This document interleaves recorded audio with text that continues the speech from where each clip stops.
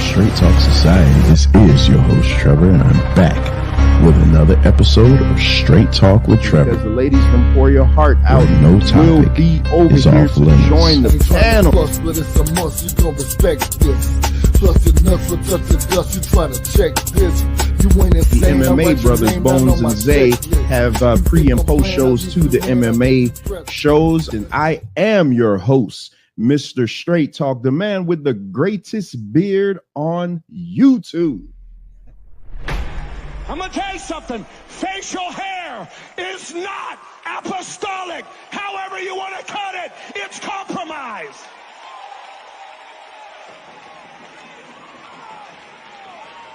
I don't care if your leader says you can wear a beard, honey. Beard's nothing more than pride. You're not going to be dipped in Holy Ghost oil and run around looking like the world.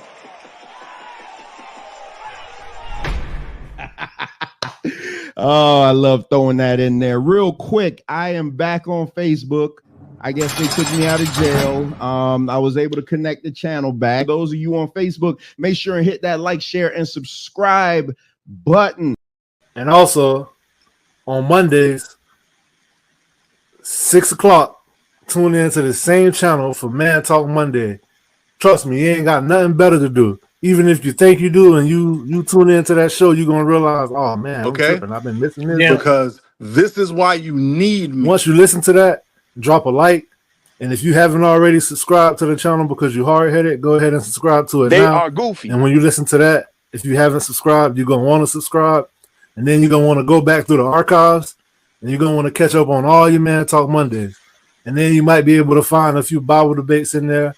That's what I'm gonna say. TFP politics is on Tuesday. Vancat, Mike, MD, and Ricardo do such a fantastic job with that. That's every Tuesday at 6 o'clock.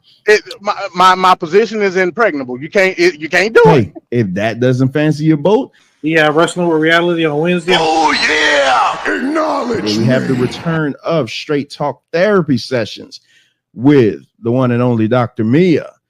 So y'all be sure and tune into that. And then you got the Bible debates on Thursdays. So yeah, man, lock in with the Straight Talk Society, man, because you won't regret it, and we appreciate it. Also, merch coming out too. Look out for the merch. And if y'all can be so kind as to subscribe to the channel, it's only $1.99 a month. With all this premium content that we pushing out, it's definitely worth it. It just helps provide the channel with a resource to give y'all even better content, as if it can get better, right? But you know, just go ahead and show us some love. We would be greatly appreciative. The Straight Talk Society. We will not go over that 2.5 hour mark. So, Mike, you know you ain't got no shirt on, right? I never have clothes on, bro. But I'm saying you like right on the. Like my bad. I don't like clothes, bro. Anybody that knows me, my fault.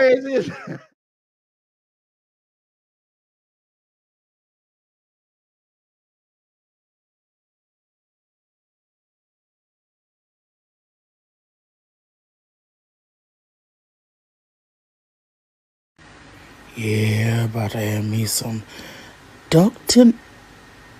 What the What the heck? What did he go? I had my mouth. What the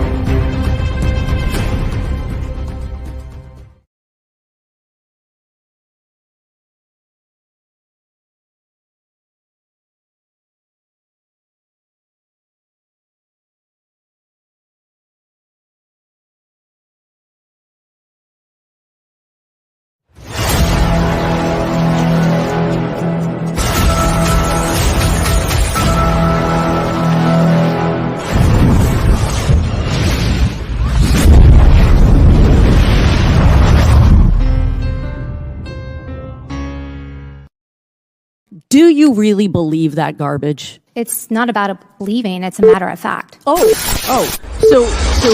believe.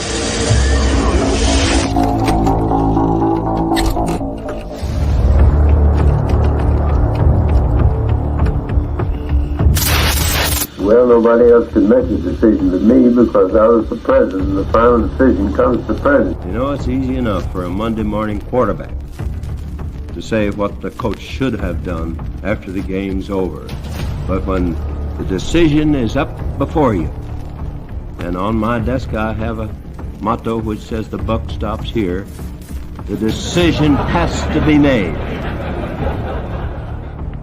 And so, my fellow Americans, ask not what your country can do for you. Ask what you can do for your country.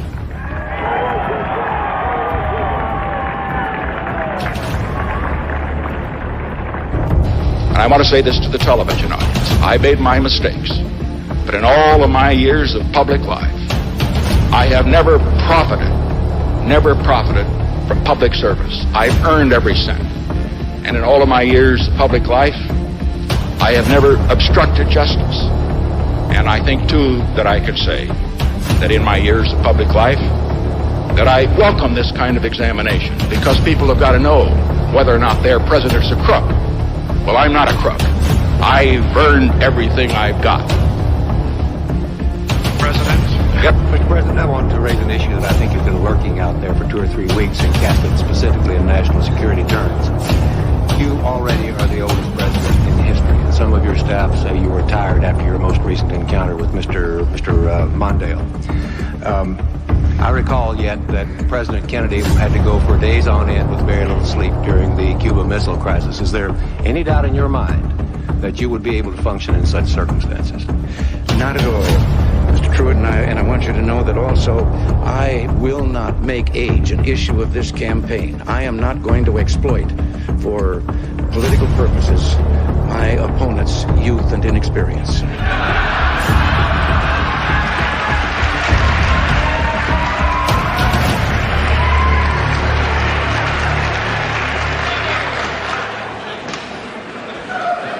And I'm the one who will not raise taxes. My opponent now says he'll raise them as a last resort or a third resort. But when a politician talks like that, you know that's one resort he'll be checking into. And my opponent won't rule out raising taxes, but I will, and the Congress will push me to raise taxes, and I'll say no. And they'll push, and I'll say no. And they'll push again, and I'll say to them, read my lips. No new taxes.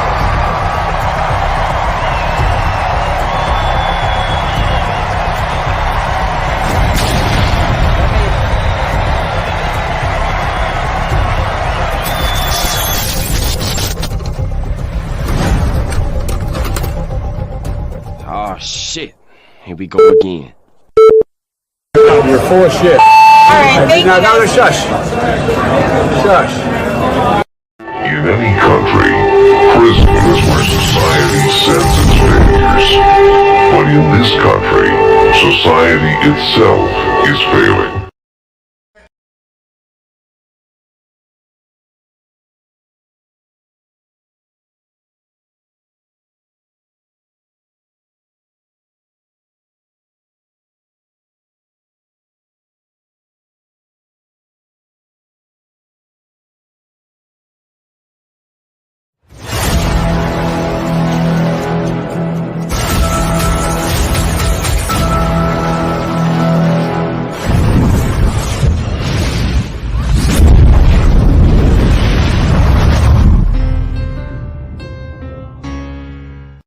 I'd like to punch him in the face, I'll tell you.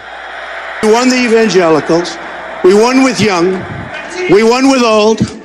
We won with highly educated. We won with poorly educated. I love the poorly educated. Niggas, you crazy. Grab him by the pussy. I did not have sexual relations with that woman. Stay shut your mouth because you don't know what you're talking about. Yes, I did.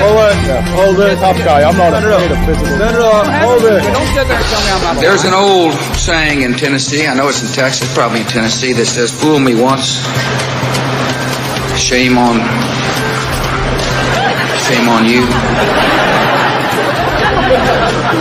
You fool me, you can't get fooled again. They're bringing drugs, they're bringing crime, they're rapists, and some, I assume, are good people. Stand back and stand by with you. Last thing was Olivia Gondak. It says that I wanted to eat her pussy. Olivia Gondak. I've never said that in my life tour. I would never do that. I'm happily married. I've got more than enough to eat at home. Thank you very much. You got to come see us when you come to New York, VP Biden. I will. It's a long way until November. We got more questions. You got more questions, but I tell you, if you have a problem figuring out whether you're for me or Trump, then you ain't black. Okay. I could stand in the middle of Fifth Avenue and shoot somebody, and I wouldn't lose any voters, okay? It's like incredible. I went to an Ivy League school. I'm very highly educated. I know words. I have the best words. We now have a gun on every table. We're ready to start shooting. By the way, maybe you could inject some bleach in your arm, and that would take care of it. This is the same man. Sarcastic. That was, even though they're trying to impeach the son of a bitch. Can you believe that? You believe that?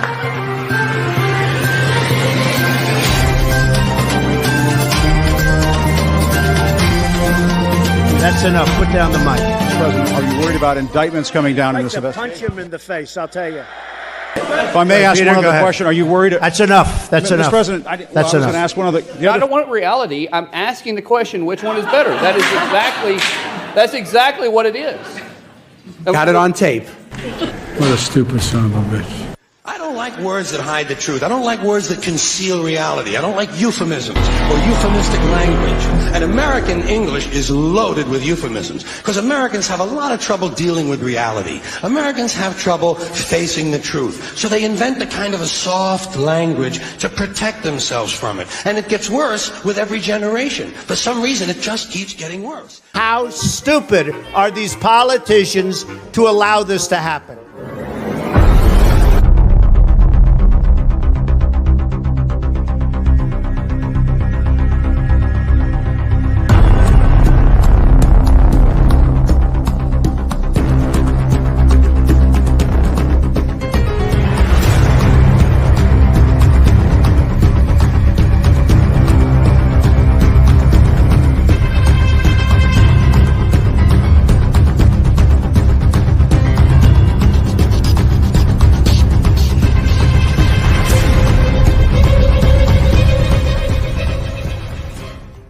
If you want to run your mouth, we can be two consenting adults. We can finish it here.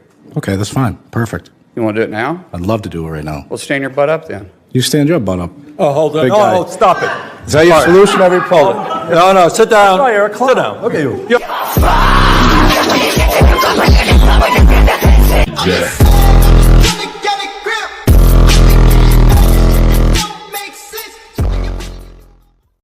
You're saying it's a falsehood, and they're giving Sean Spicer, our press secretary, gave alternative facts. Alternative facts. Alternative facts. Alternative facts.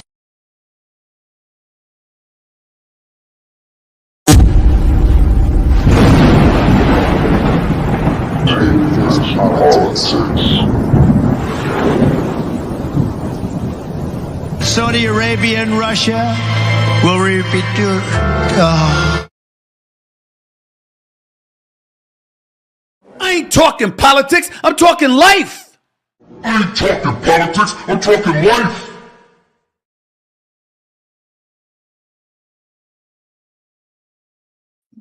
All right, here we go. It's another Tuesday. It's another TFP Tuesday. This is Venkat, and I am, of course, joined with the world's most dangerous political panel. On here we have today Mr. Jeremy Dunbar. What's going on, Jeremy? How much, man? How are you? How you been? I've been in a hiatus lately. Yeah. Life's good been to see busy, you bro. this week. All right. And of course, we got the political prophet amongst men, MD20. What's going on, MD? Peace, peace, peace. What's going on? What's happening? Round 2, Trilogy of Trash. Let's get it. That's right. That's right. And of course, the show can never be complete without Ricardo. What's going on, Ricardo? Howdy, howdy, everybody. Great to be in the house. Let's get it for week number 2. All right. And that is right. We are on part 2, week number 2 of the Trilogy of Trash. The Trilogy of Trash, comprising of Man, Woman, and Child. Last week was the first part, which was about men. And on that episode, things got a little rumbly. Things got a little explosive. But it was an interesting episode.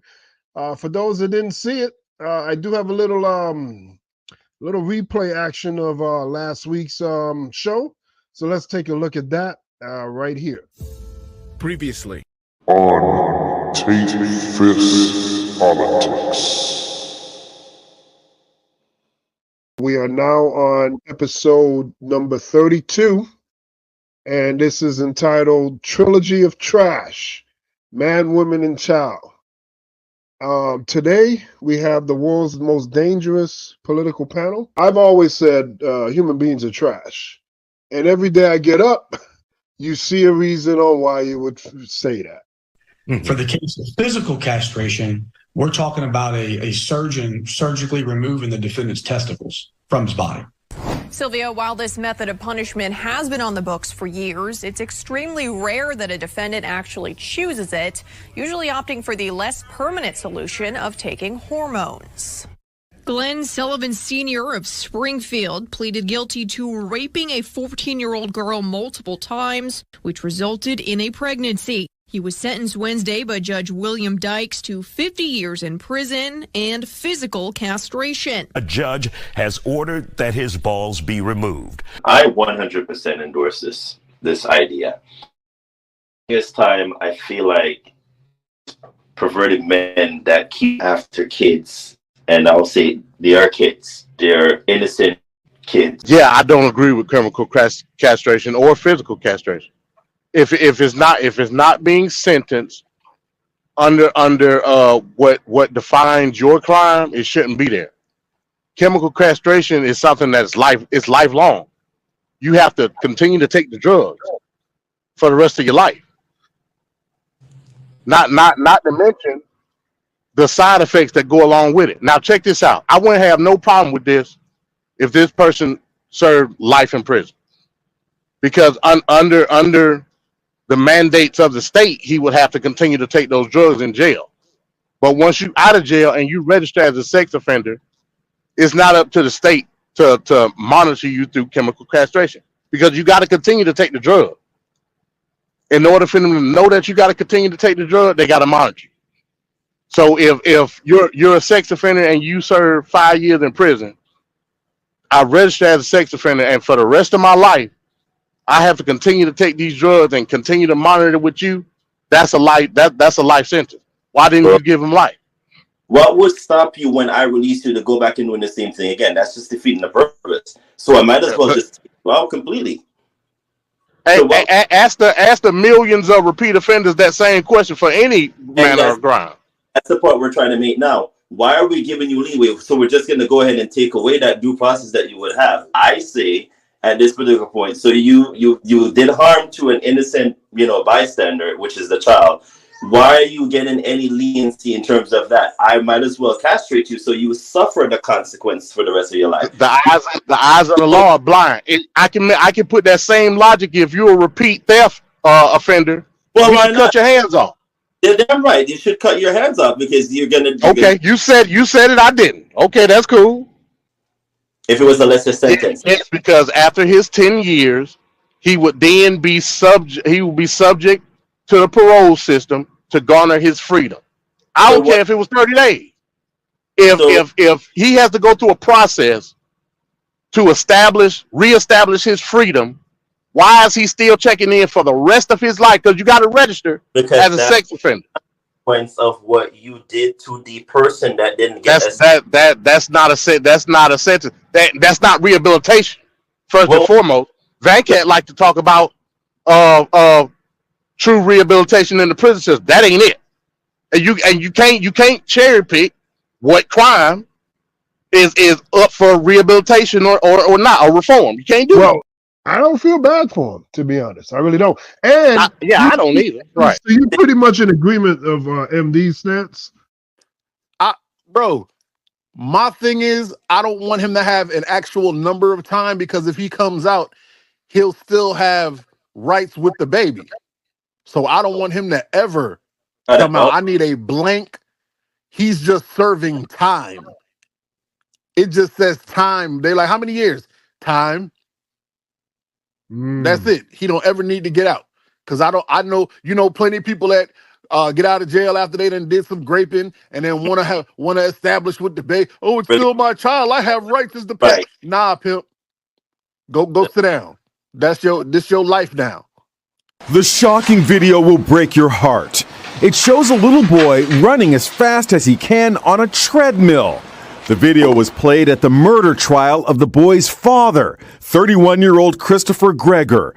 Little Corey was an adorable youngster, but his father allegedly thought he was fat and forced him to lose weight by running on the treadmill in the gym in their apartment building in Barnegat, New Jersey. Corey's mother broke down in court as the tape was played, watching her son fall off the treadmill. We're not showing you the most disturbing parts, it's just too upsetting. But the video played for the jury shows Corey unable to keep up with the treadmill's pace and falling down again and again, only to have his father put him back on. Corey died 12 days later. The autopsy said there was evidence of chronic abuse. They didn't even tell me the medical reason he died. All they said was chronic abuse. What kind of abuse? Was it abuse from running? Was it running abuse? Like, somebody need to tell me something. That video, please watch that video again without feelings. They said absolutely nothing. Nothing of legal substance. Nothing. They stopped the video to tell me that he picked him up and put him back on the treadmill. So the hell what? It didn't say that entire video was bullcrap propaganda that people are trying to, it sounded to me like they're trying to railroad the man. And I don't want to feel that way. I don't want to feel that way if this guy's a bastard. If he's a bastard, show me. That's what the court of law is. They have this man up on charges and they can't say one shred of evidence in the entire news report. That the media ain't there to do the research for you. Let me ask a question. What does chronic abuse mean? Please tell me. Please tell me what it means. Over a period of time. Over a period of time. Thank you, Van Cat. Sir, if you go run, you right now, if you go running, okay, you, Mr. DM, you get up and go running every day for the next 2 weeks, and then you go in the hospital, you'll have chronic abuse on your legs. Guess what? When I stop picking my ass up to tell me to keep running. What are we talking about? Do with what we talking about? What are we talking about? Yo, you talking about your personal feelings. I don't give a damn about that, Mr. Policy. This ain't got nothing to do with you. That man can raise his child how he wants. That's what you tell me in America. Wow. We're individuals, correct? We're individuals. Like he doesn't have the right. He doesn't have the right to what? Do excessive punishment on his child. What punishment? What again? Punishment? They clearly preface the whole thing by saying we're not going to show you the most worst parts or most outrageous parts of it. They let you know that already. Sir, they said we're not going to show you the most outrageous parts, and then they explained what those outrageous parts were. You know what they said?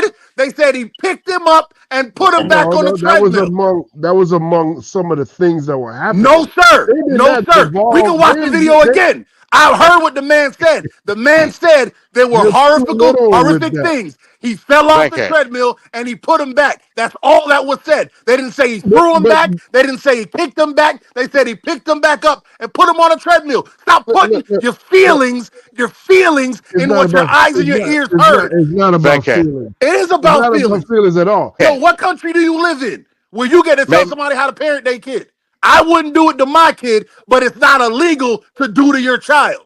My problem is with you guys and not UMD. It's Venkat passing judgment with no information. You're about to give us the first bit of real information in the court trial. Venkat is emotionally invested, and he automatically has this man. You'd be the worst juror of all. You automatically have this man guilty for nothing. They've not said one thing of evidentiary prowess or evidentiary foundation You that this don't think man they went did. through you don't think they went through the autopsy in the trial? I'm pretty sure that they did. Let me read this. Okay. After it was determined that he suffered blunt force trauma to his chest and abdomen, likely due to repeated falls off the treadmill, lacerations and contusions to both his liver and his heart. Sir. Wow. How you and indications of chronic abuse.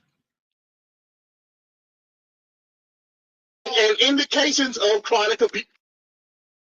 All right.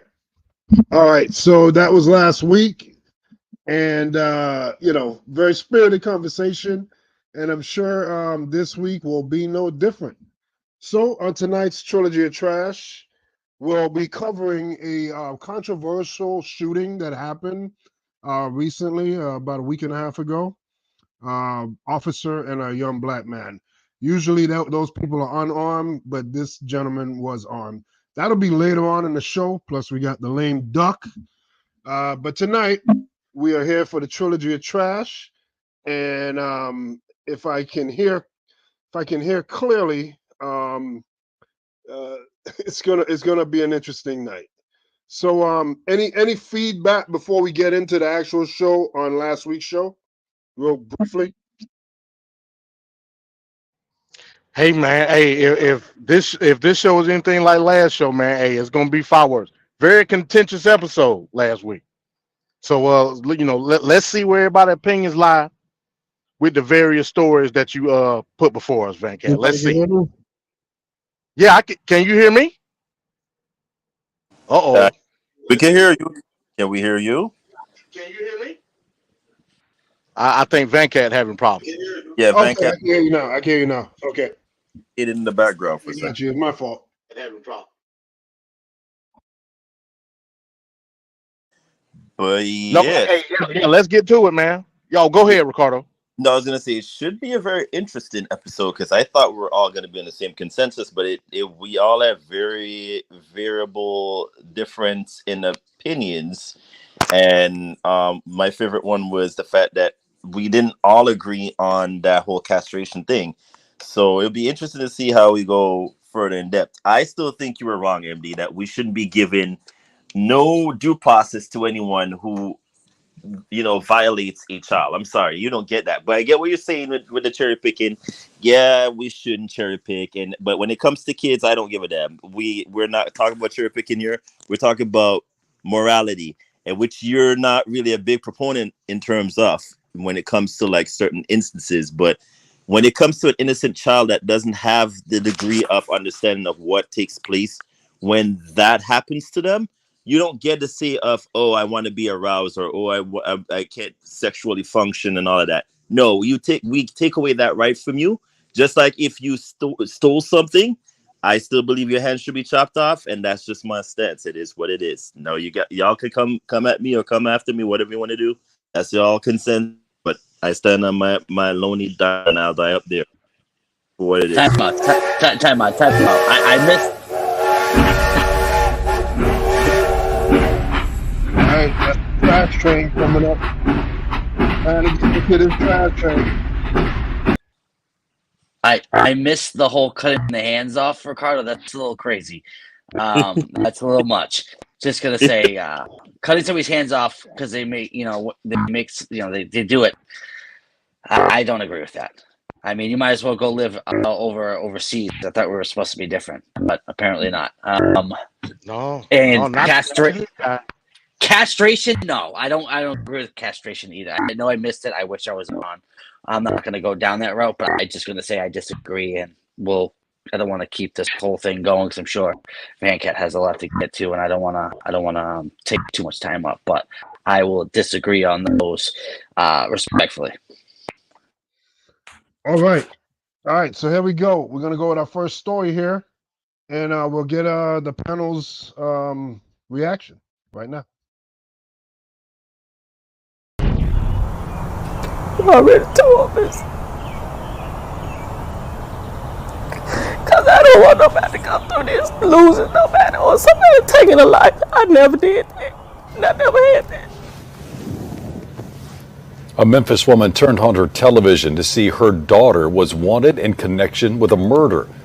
So what does that mother do? She took her daughter to the police station to turn her in. And tonight, 26-year-old Kenyatta Hayes is facing first-degree murder. Memphis police say that she shot and killed a man over $60. Fox 13's Daniel Wilkerson spoke with Hayes' mother today. Daniel joins us live tonight. Daniel, after the mom brought her daughter, the daughter confessed? Well, that's the million-dollar question. Police is saying yes, she confessed, and as you said, Daryl and Darcy, police are saying she did this over $60. Police say this video shows 26-year-old Kenyatta Hayes just moments after she promised a sexual act to a man for $60, but then robbed and killed him. But her mother, Shantae Jones, feels otherwise. You don't think she did this? No, I don't. Why is that? Because the guy that she was with, I believe she was scared of him. Jones asked Fox 13 to blur her face out of fear she may be targeted. Investigators say Hayes met the man at this Marathon gas station in a 3000 block of Lamar. Hayes told police the man asked her for oral sex in exchange for money. An arrest warrant says Hayes never planned on having any type of sex with the man, but told police she was going to rob the man. Police say after leaving the gas station, Hayes and the man went here to Cherokee Park where he thought she would perform the act. That's where investigators say Hayes shot the man, took $60, and ran off. Video captured her leaving. Jones says she saw the video on the news, called MPD homicide, telling officers she was on the way to them with her daughter. Because I don't condone violence. I don't. If you do something, you pay for it. Once at MPD, officers say Hayes told them she committed the crime because she was, quote, thirsty for money. When asked what she did with the $60, Hayes told officers she bought her and her boyfriend 2 combo meals and she had $13 left. Though Jones doesn't believe her daughter pulled the trigger, she says still there is a lesson here for young people. You need to think about your actions. You need to think about what you're doing before you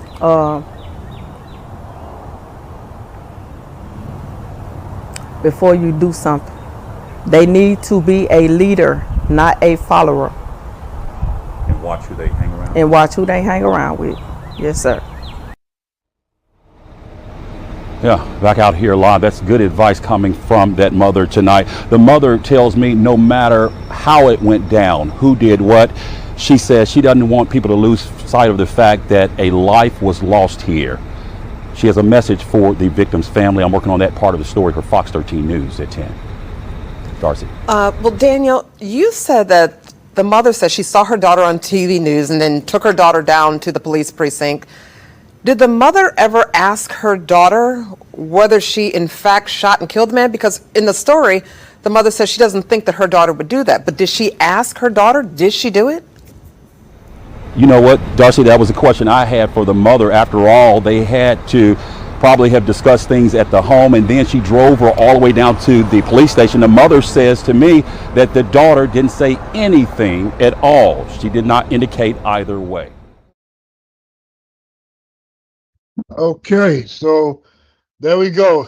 Our first story tonight. So I'm going to go to the panel. I'm going to go to Ricardo. Ricardo, what's your viewpoint on what we just saw?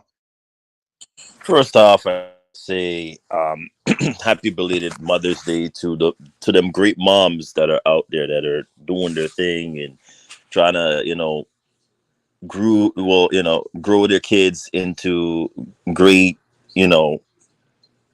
great it's a word. I'm always lost for words during the weeks when I come on here. Great assets to the society. Not many women can claim that they're great moms. So, if you know you're a great mom out there, shout out to you, and shout out to this mom, because that is not an easy thing to do. I um, I have to applaud her in terms of the way she thought and rational. She saw her daughter on TV and immediately went, I have to make a choice. Do I bring my daughter in? Do I sit down and have a conversation with her? Do I then, call the police and let them come arrest her here? Or do I just bring her down to the precinct and let them handle business there? That's not easy. That's, it be like how I was discussing in the chat with Jeremy just now. Human rational is one of the hardest things that we struggle with as human beings. It's one of the toughest things. It's one of them psyches that we have where we contemplate, where we have to make quick fast decisions, and it's either it's right or wrong, and you just have to make a decision, and whatever decision you make could either decide or change or influence, destroy, or what have you for someone else's life. So it's not easy, but I commend her for a job well done, because you're turning in your own child, a child that you raised, that you grew up, that you birthed, that committed a crime, and that's tough. Now, could she have just probably pulled her to the side and say, "Hey, I saw you on the news, and I just want to hear your viewpoint. What really transpired? Why did you decide to unalive this man?" And then hear what she said, and then take it from there. But she was like, "Nope." She full on in tears, as you heard in the piece, was like, "I decided to just bring her in." It's tough. That's a tough one, but I commend her. Would I have done what she has done as a father? Possibly, yes. I could see myself doing that, because when you grow your kids, you just never know what they're going to turn out or what they're going to do in life, but you just hope for the best and pray for the best, and think in your mind, pray, hope, and just think positive thoughts that they will come out or turn out to be, great assets to society. Now, when they don't, this is where the human psyche struggle comes in. Do I then disown them? Do I forgive them? There's worse off things that we've seen kids do where they unalive their parents because they're rich, like those two brothers that will, hopefully we'll bring up in the episode, if you remember who they are. And they're now in jail, but they unalive their parent because they were rich and they didn't get the way, get whatever they wanted, what they requested. Like, that's utter bullcrap. When there's other situations like this where we don't know why she was in the streets and why this man decided to solicit sexual favors from her for $60. I mean, I would expect her to know her worth in life and know that $60 is not even enough. But we will never know what her rationale and thinking was, and it led to his demise, and now she's suffering the consequence of that. Now, would that kid be able to look her mom in the eye when it comes to the trial date? We'll never know. Would she be able to forgive her mom for doing what she did? Would she have some time to self-reflect? Let's hope she does. But from the stance of the mother, I condone her as a parent, as a guardian. You have to do what you have to do because you grew your kid. She did the wrong, and she now has to suffer the consequence of that. That's how I see it. All right, thanks, Ricardo. MD, what's your views on this story we just looked at? Yeah, man. Shout out to Lamar Ave. You can go and ask any trucker that do OTR and ask them about Lamar Avenue. They will tell you exactly what Lamar Avenue is. Old Highway 78. It's known for tricking. It's known. I know it. You know what I'm saying? All the way down from Orange Mound down to Mississippi, Lamar Avenue. Once they said $60, I knew what it was. I said, "Oh yeah, that's a $60 holler." I knew it. The $60 holler is an epidemic in the hood. Now I'm talking street now. You know what I'm saying? It used to be the $40 holler, but times is tough, so they done up the price to the $60 holler. Yep. Well, I knew what it was. I knew what it was when he said $60. I've never seen this story, but I know Memphis and I know what's going on in Memphis. The sex game is much like the drug game in the hood. It's fast money. Now, Ricardo made a point to say $60 ain't a lot of money. It's a lot of money when you're doing it multiple times a day. You know what I'm saying? That's just what's, huh? Based on inflation, MD. Based on inflation. Well, yeah, I can understand that as well. But in the facet of what the hustle is, I know, and as well as just bypassing that and robbing them. If I had to take a guess as what the situation was, she, in fact, did not have the intention of having sex with this person, but that's what she told him. I can almost guarantee that. Facts. That's what she told him. I And agree. he caught him in a vulnerable position, and pulled the tool out on him. And this is another dynamic of how we look at tool versus the person that's handling the tool. As a man, now let's just keep it a buck.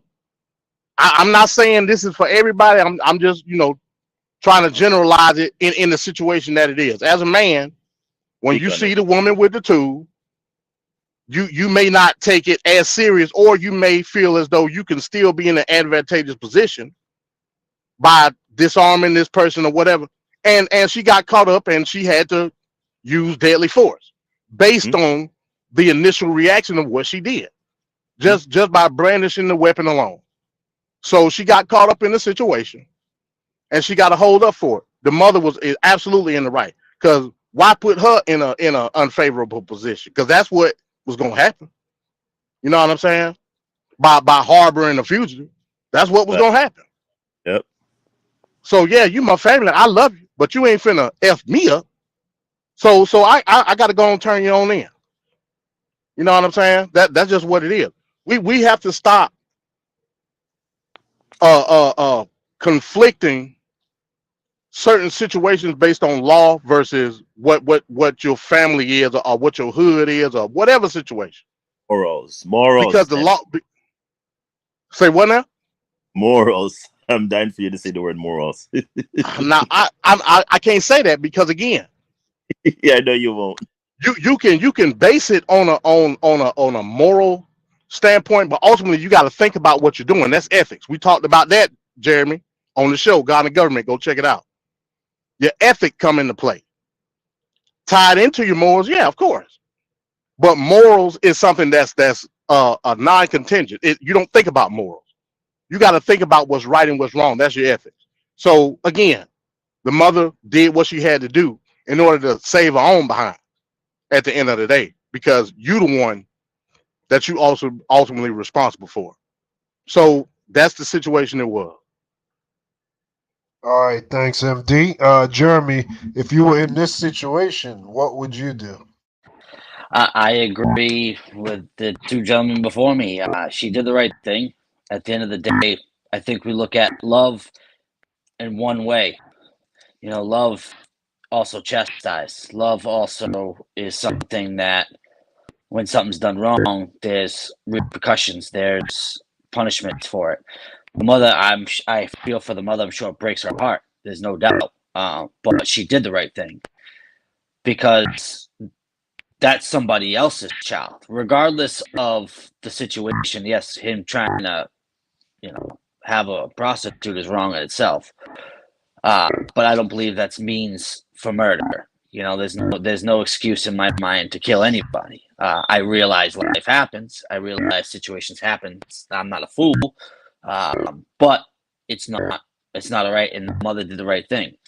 It comes down to sticking with right, and the mother did it, and I commend her for it. We have too many people that would hide the gun for their brother or mother, sister, or brother.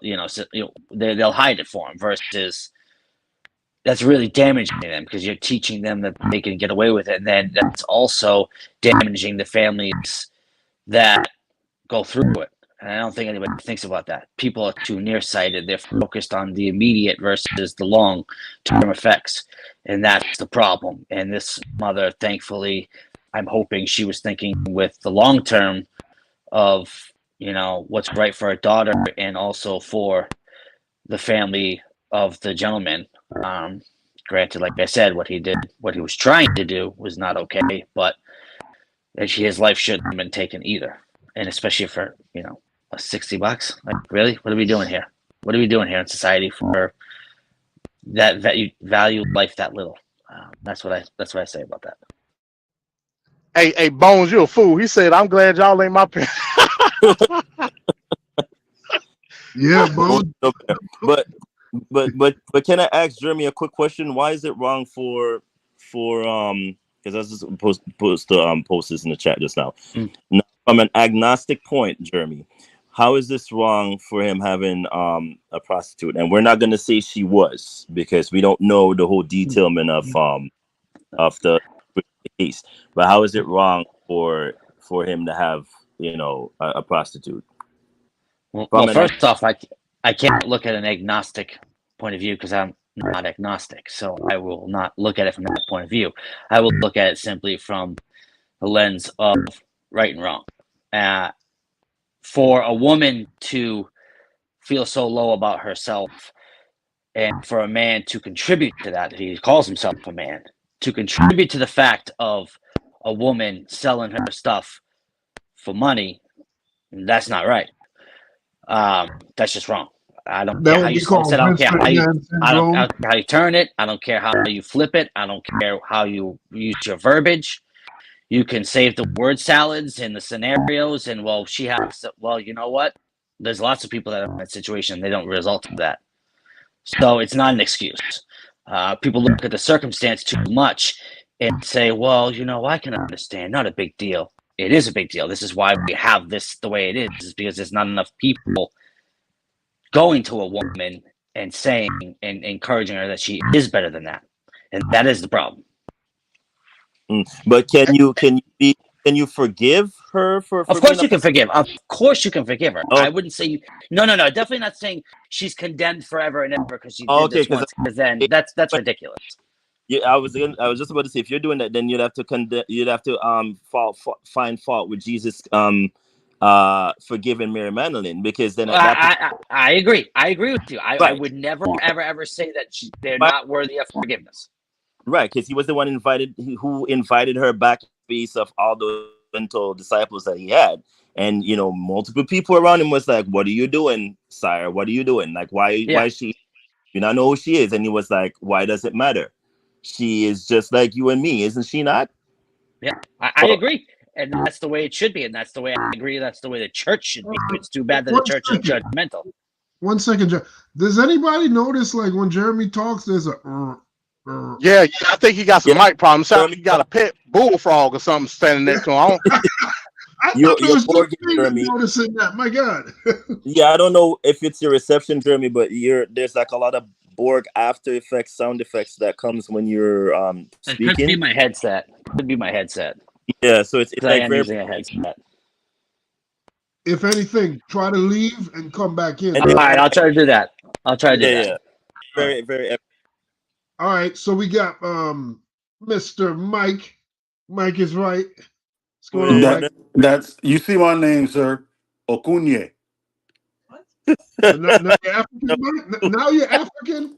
I thought that is Okunye's is others in Zulu. Let me. I damn sure ain't saying that.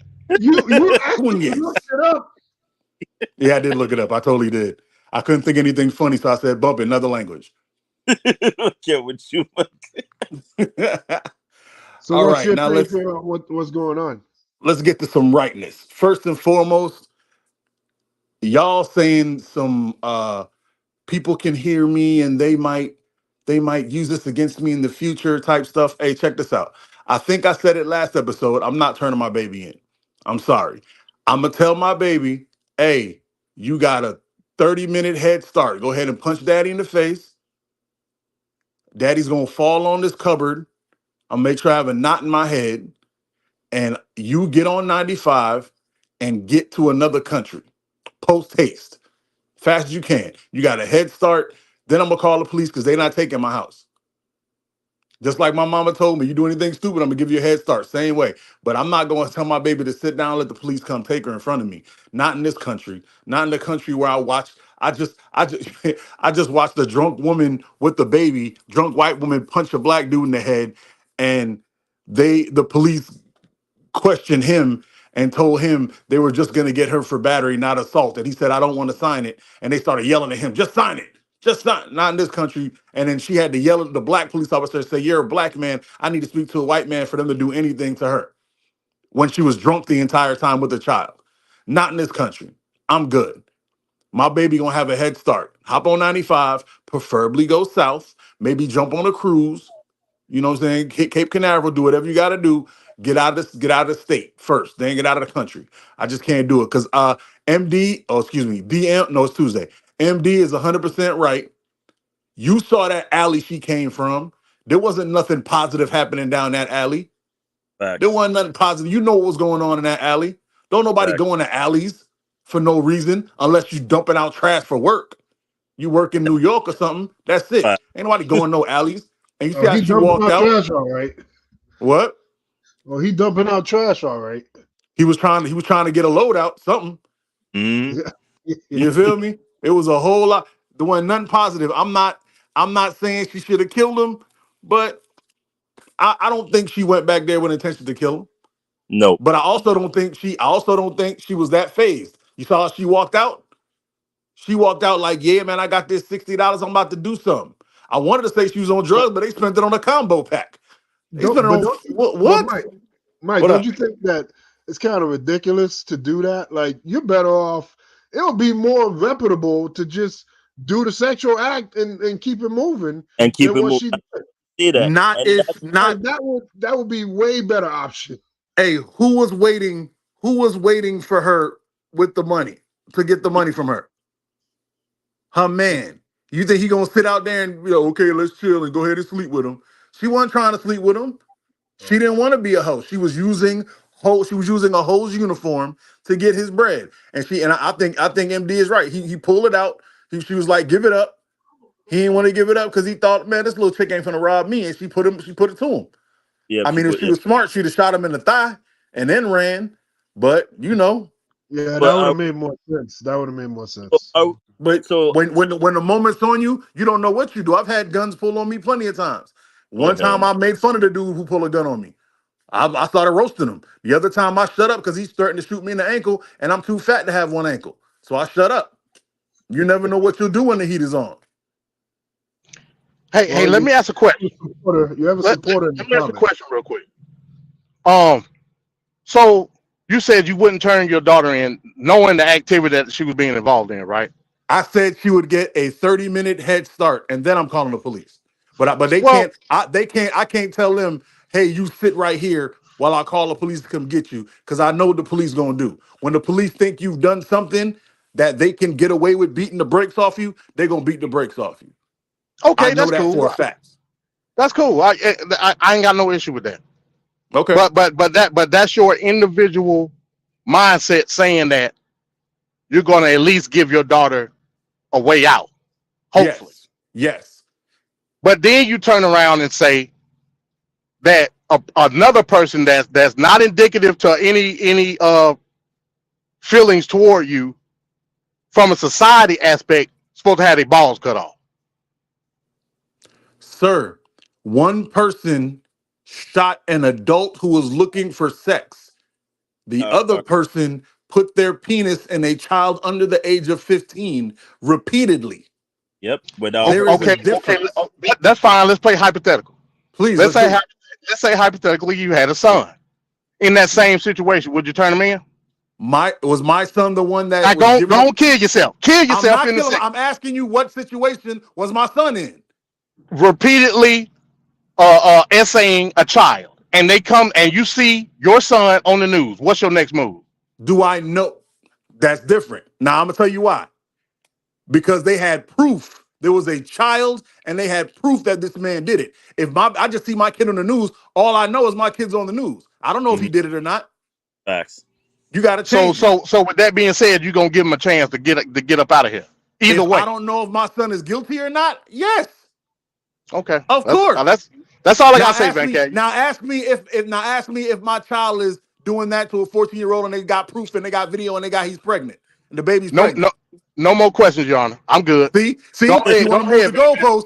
He want to move the goalpost, but he don't want to put it right back where it was. See that? Now I'll answer myself. Bump him. If they come to me and say, "Sir, we have the DNA test. Your child is 1,000,000% guilty," he got to go. There's nothing I can do. So Trevor is saying this is the delayed snitching. Then we're delaying the snitching of our own kids. Yes, I'm delayed snitching only because it's my child. And guess what? If somebody else do it, I'm gonna understand. If Jeremy's kid does something to my kid, and Jeremy don't snitch. Jeremy like, yo, you get out of here. He called the police, but he don't call the police till the kid running out of town or whatever. I'm not gonna look at Jeremy different. I'm gonna be like, man, your son, if I catch your son, and he better be like, I understand, and that better be it. That better be the whole conversation. If I catch your son, and he better be like, I understand.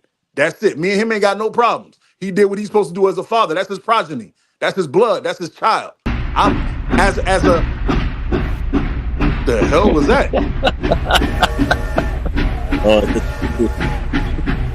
What is that supposed to mean? Right, the trash train is rolling on. Trying to get to the next to the next segment. Oh, I like that. I like that. I talk too much. Go ahead. No. You made your point, though. You made your point. Thank you, I sir. was waiting for you to make your point. So you made No, your I dead ass talk too much. I understand that. Nene has brought it to my attention. Repeatedly, a matter of fact. No, man, no. Okay, so let's go to the next one. All right, so this next story, I think is quite shocking. I don't know if you guys seen it, but here we go. Now 5:30, a mother accused of the unthinkable, and she's now behind bars facing child abuse charges. She's accused of stomping on her baby and allegedly even took a picture of the act. Local 10's Christian De La Rosa joins us live with this truly disturbing story. Christian? Hollywood police detectives still don't know what was her motive. The judge in the case has ordered a mental health evaluation. This 18-year-old mom accused of something unthinkable and despicable. Alicia Bray. In court Friday, facing a very serious charge. I do have significant concern. Hollywood police say they got a 911 call Thursday evening from a woman claiming her friend sent her disturbing images showing Alicia Bray stomping on her 10-month-old baby girl. And I do find probable cause. When officers showed up at Bray's Hollywood home, they searched her phone. And they say they found a picture showing her stepping on her baby's face. I'm ordering no victim contact, and it is going to be pretrial release with a GPS. Her defense attorney saying in court she will fight the charges. So Bray is being charged with child abuse with no bodily harm, and that is because fortunately police, when they inspected the baby, she was found uninjured. Again, if this mother is able to post bond, she does have to wear a GPS tracking device, and she will not be able to see her 10-month-old baby girl.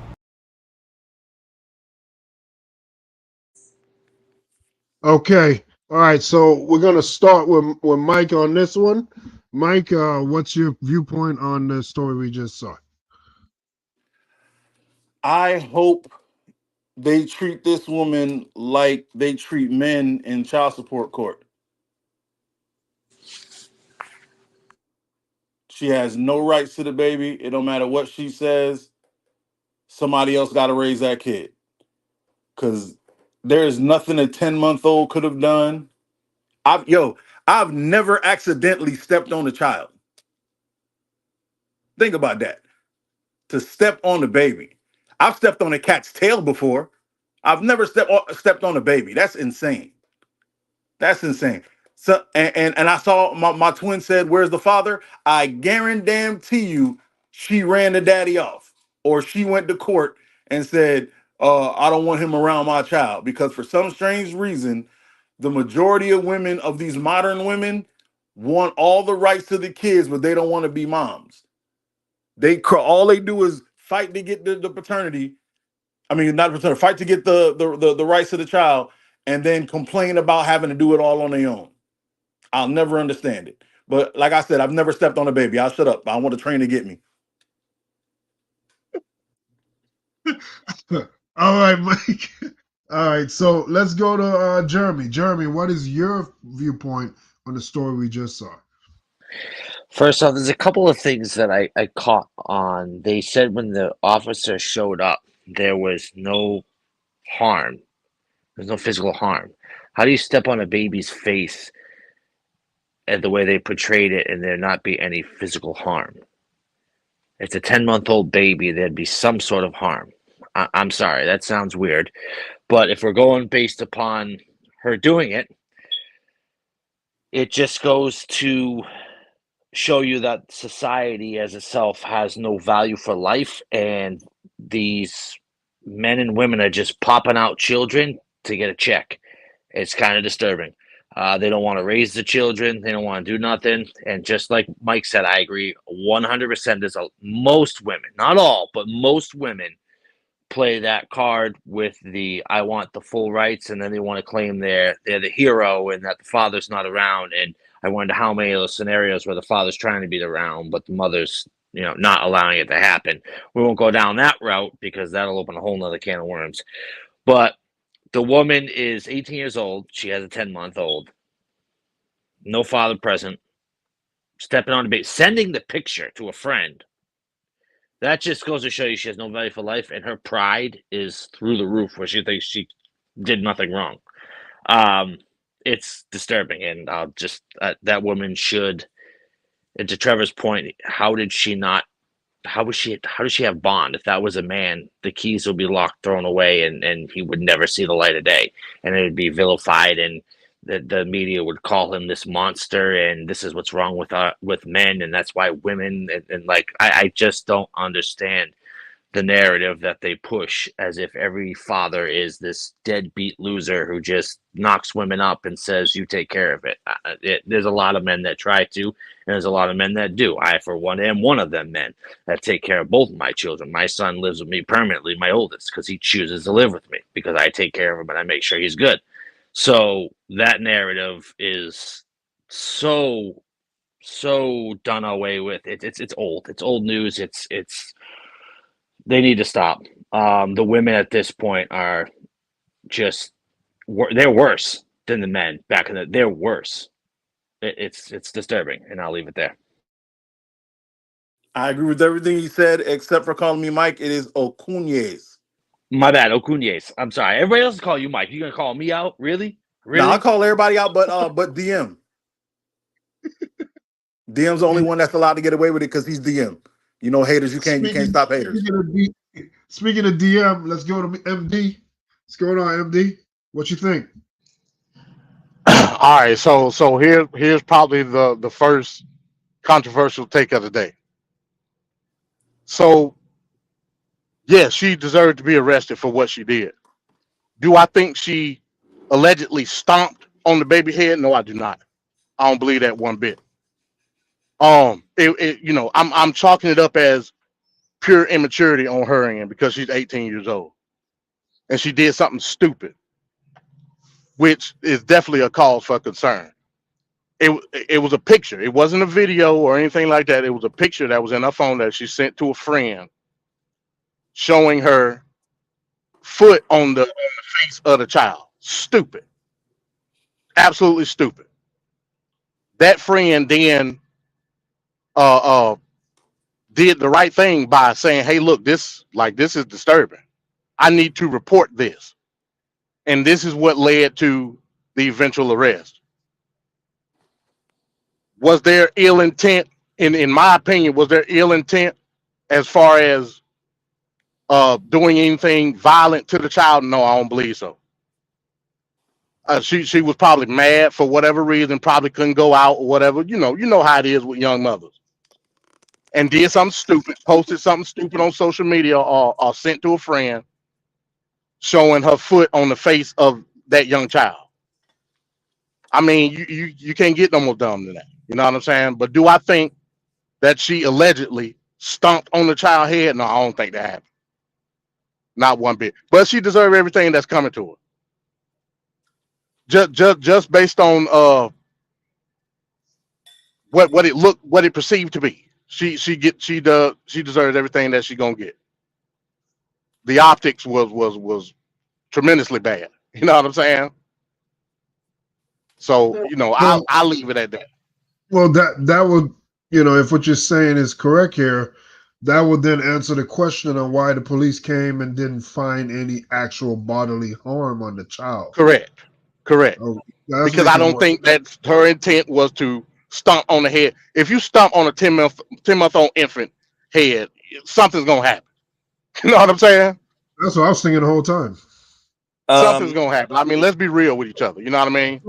So, no, Ricardo, do you agree, disagree? What's your take here?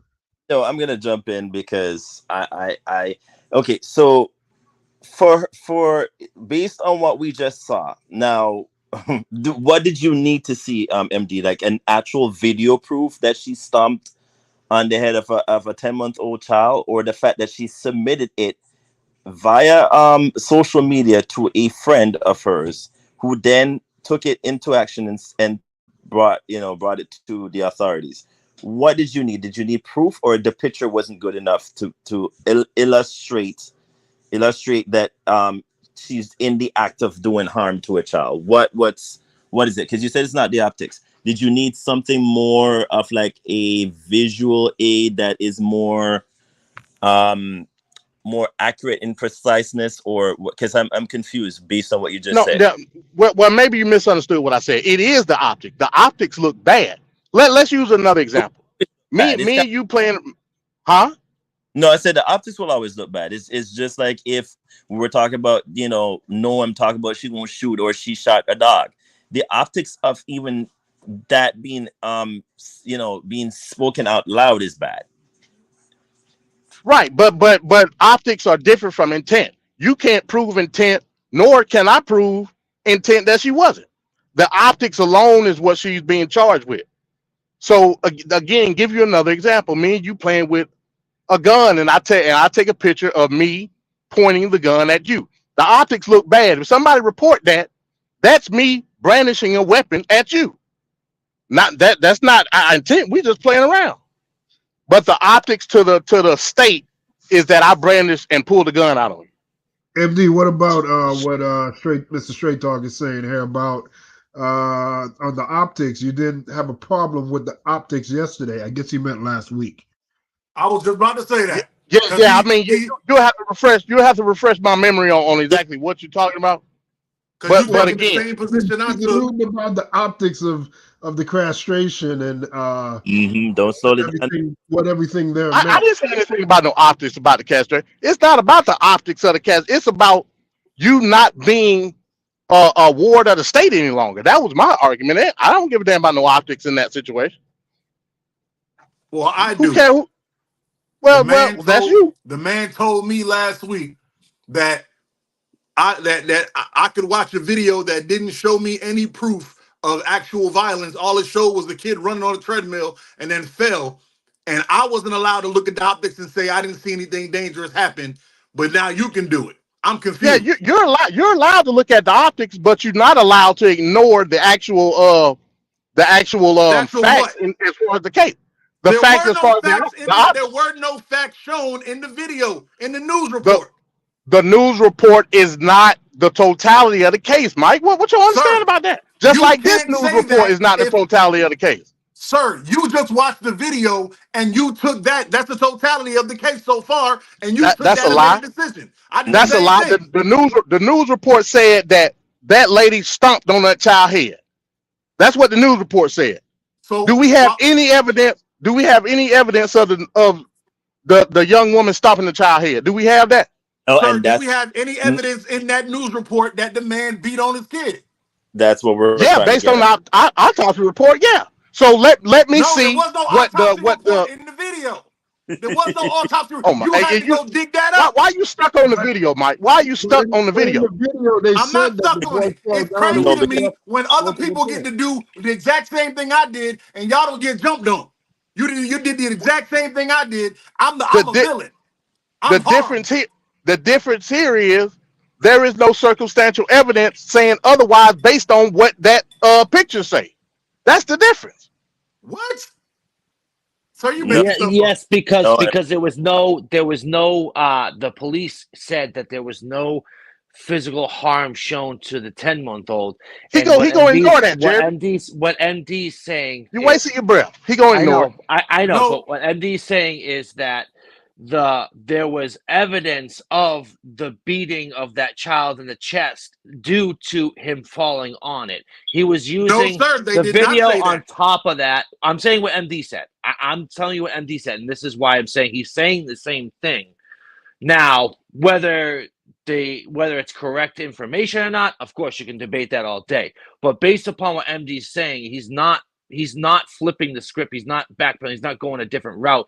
He's using the same thing. He's taking the information that's given on top of the optics and combining the both of them. I understand what he's doing. No, sir, because he went and looked up extra information. That's called investigative journalism. That's wisdom, That's though. what you're But that's supposed to do. wisdom. That's wisdom. So where's the You're supposed to information do on that. this case? You didn't get no. Do you have extra information? Because there's no further information. You full of it. Go ahead, man, Cat. Go ahead and run your train. Right. I don't believe him. Go ahead and run the train. So we got so we gonna get back up on the train now, and your breath smell like choo-choo. We're on the track train to our next story, which is similar to this story. It's just like 10 times more work. So let's get ready for this next one, and let's see where the panel lies as far as our viewpoint, who agrees, who disagrees, who's indifferent. So let's go to the next story here, and we'll be back.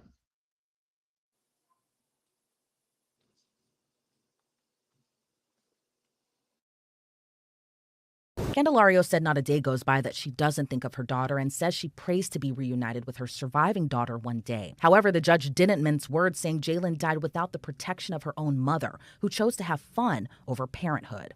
You committed the ultimate act of betrayal, leaving your baby terrified, alone, unprotected, to suffer what I heard was the most gruesome death imaginable, with no food, no water, no protection, and lying in her own feces.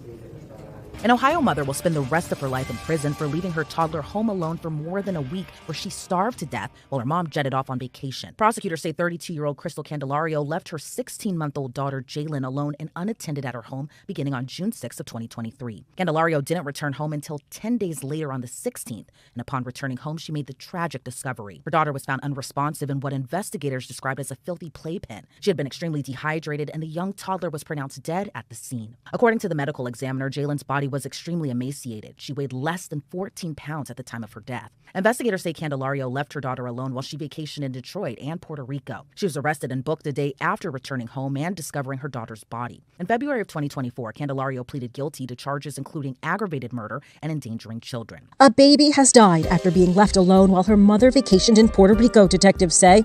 With no food, maybe milk, the clothing she had on, and the diaper she was wearing. Police in Cleveland, Ohio say the 16-month-old had been left in her crib for 11 days. This baby loved her mother, she needed her mother, and her mother betrayed her. The baby's mother, Crystal Candelario, has been sentenced to life in prison without the possibility of parole for her actions. This is probably one of the most difficult, horrific cases to listen to hear, and to see. At Candelario's sentencing, she spoke using a translator. Le pido perdón a Dios y a mi hija. I ask forgiveness from God and from my daughter, Jayleen. Her defense attorney believes mental health played a factor in her decisions, telling WOIO. I mean, just by reading the headline, you could tell that, this is probably something deeper going on. During Candelario's sentencing, the prosecution said investigators combed through more than 600 hours of Ring camera footage, which actually showed Candelario left her daughter alone for 2 days before she jetted off on her vacation. She leaves because there is a receipt that's found in her car that she is in Taylor, Michigan. Unbeknownst to Ms. Candelario, her neighbors had Ring doorbell. Hours and videos of the Ring doorbell. We have reason to believe that this child was left alone for 2 days now, and she returns on 6/6/2023.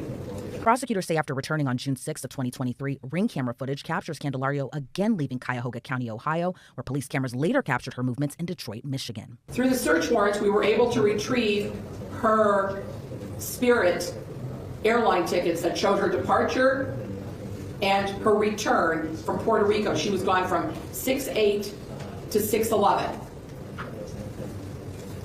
And it's interesting, Your Honor, because in the defense memorandum, it says that her abrupt stopping of medications played a significant role in her ability to function as a parent and make sound decisions.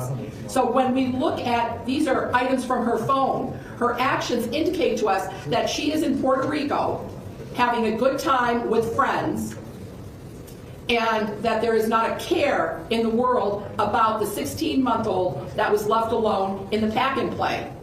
These pictures show somebody who is showing sound discretion and judgment because she's having a good time. Meanwhile, this child is in a pack and play. The prosecutor said during Candelario's vacation, Ring camera video captured the sounds of crying from her toddler while she was left unattended. When she returned on June 16th, prosecutors say upon discovering her daughter dead in the pack and play, Candelario redressed the young toddler before calling 911. Portions of that phone call were played before the judge in court, where Candelario can be heard screaming for help. Okay, I can't help you if I don't know where you're at, so tell me the address so we can help you. Okay, is there a single door apartment? What's your name? Crystal. What's your last name, Crystal? Please tell me. And what's your name? Disconnected.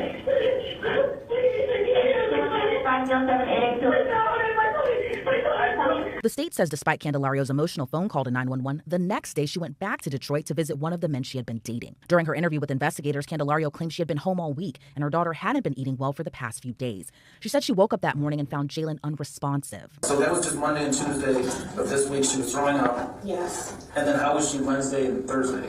She was with no food, just with a meal, because she was refusing. Maybe it's because she getting vomiting 2 days, before. Yeah. So that's why what was scary, because I say, oh my God, we need to go to the hospital because she doesn't eat anything.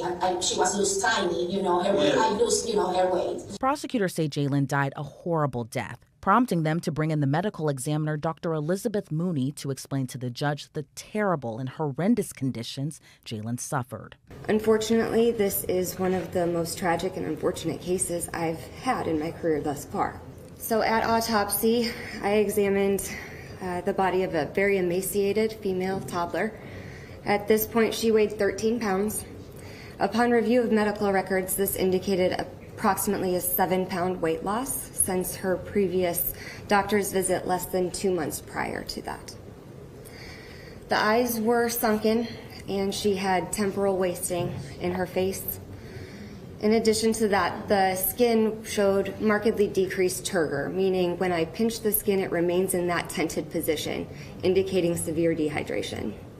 Jalen's cause of death was ultimately ruled as starvation and extreme dehydration due to pediatric neglect. The state said none of Jalen's family called their office to ask about the case. Instead, they were more concerned about Candelario. Is no justification for her actions.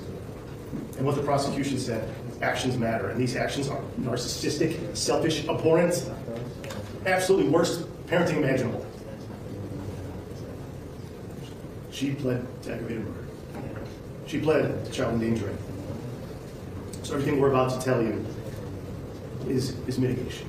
The defense says Candelario was struggling with being a single mother of 2. Fast forward to 2023, just overwhelming. She even tried to harm herself. Took 20 Motrin, ended up in Metro. They were doing some evaluations for her migraine. She was complaining about headaches and weakness, facial drooping, thought it was possible stroke. They put her on IV Depakote, which is a anti-seizure, also used to treat manic disorder.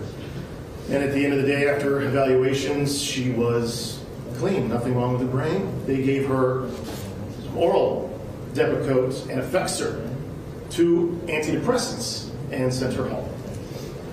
And they prescribed her more Depakote, more Effexor, and also Atarax to help her sleep because she wasn't sleeping. She stopped. Not supposed to do that with these drugs, Your Honor. These are very serious mental health drugs. The evidence that I've witnessed here before this court shows that this time you simply chose not to be here because you wanted to have fun. You decided you needed a vacation. And what followed was absolute depravity. The judge said at any point Candelario could have called for help or had someone come over to watch Jalen, but she chose otherwise. Instead, I see photos of you on a beach while your child was eating her own feces in an attempt to survive. Photos mean something. And I'm well aware of mental health, but didn't look like you were too concerned about your child. The judge said just as Candelario left Jalen alone to die, he ordered she face a similar punishment of life in prison. The only difference will be that prison will at least feed you and give you liquids that you denied her. Okay, so that is a crazy court case there. A couple other notes there. So in the house, that woman's parents are in that house, and I believe a sibling as well, a brother or something. Yeah, They went on vacation. So I don't know if she was like thinking, oh, they're on vacation, I'm gonna go on vacation too. And the only person not on vacation was that little baby. So that's a wild thing. I haven't gone first to MD, so I'm gonna let MD go first. MD, what do you think here about this story? Man, that break my heart, bro. That break my heart. You know, I get on here and I play a role, man, and you know, I try to think about law. Man, that bitch deserved death. Is what she deserved. Now, remember, I remember this case when I was watching it on the Court TV YouTube channel. They were saying that it was evidence that the child had done kicked into like instinct mode and start trying to grab his own feces and eat it. I remember them explicitly saying that she deserved death. Death. Don't wait. No death row. Take her straight to the table for whatever manner of death that y'all gonna put her through. That's sickening. See, this is the issue. When you are you confided in a social status, the moment that gets taken away from you, you seek it from other places, even to the point where it messes with your own sanity. Now, they said that yes, she was on some type of antidepressants or whatever. This was clear malice based on the fact that when she came back and found that the child was deceased, she clothed the child to make it look as though this happened suddenly. That's malice in every sense of the word. Then faked an event on the 911 call. Then faked some more information during the interview process. This is malice murder. She deserved death. I'm gonna just keep it a buck with you. Death. Death. And I'm gonna leave it at that. All right, thank you for that, MD. All right, so let's go to Mr. Mike is right. Mr. Mike is right. What you think here? Hey man, Acunez, first off, and I agree with everything that DM said. The only thing I disagree is that it should be more F's in death. They should kill her more than that. It should be death. Like we gotta find some more F's. Like I hate this woman. I'm not supposed to hate people, but I hate this woman with a passion. She disgusts me on a level that I did not believe existed. She's a disgusting pseudo human being, and I wish her nothing but ill. I wish her nothing but ill. I hope they lock her in there with the man that got castrated, and they put a 12-year-old girl mask on her. That's how much I could give a damn about that woman's livelihood. You disgust me. You deserve nothing but the worst in life for the rest of your life, and then when you die, your spirit should get more of that. That's how I feel personally. All right, thank you, Mike. Let's go to Ricardo. Ricardo, what do you think here about this case? All right, so there's so much to unpack.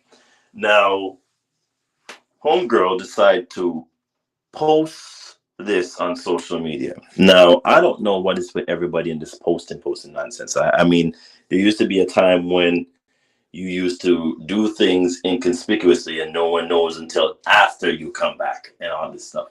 She felt the need to post not only herself, but the boo thing she was going to Richport for.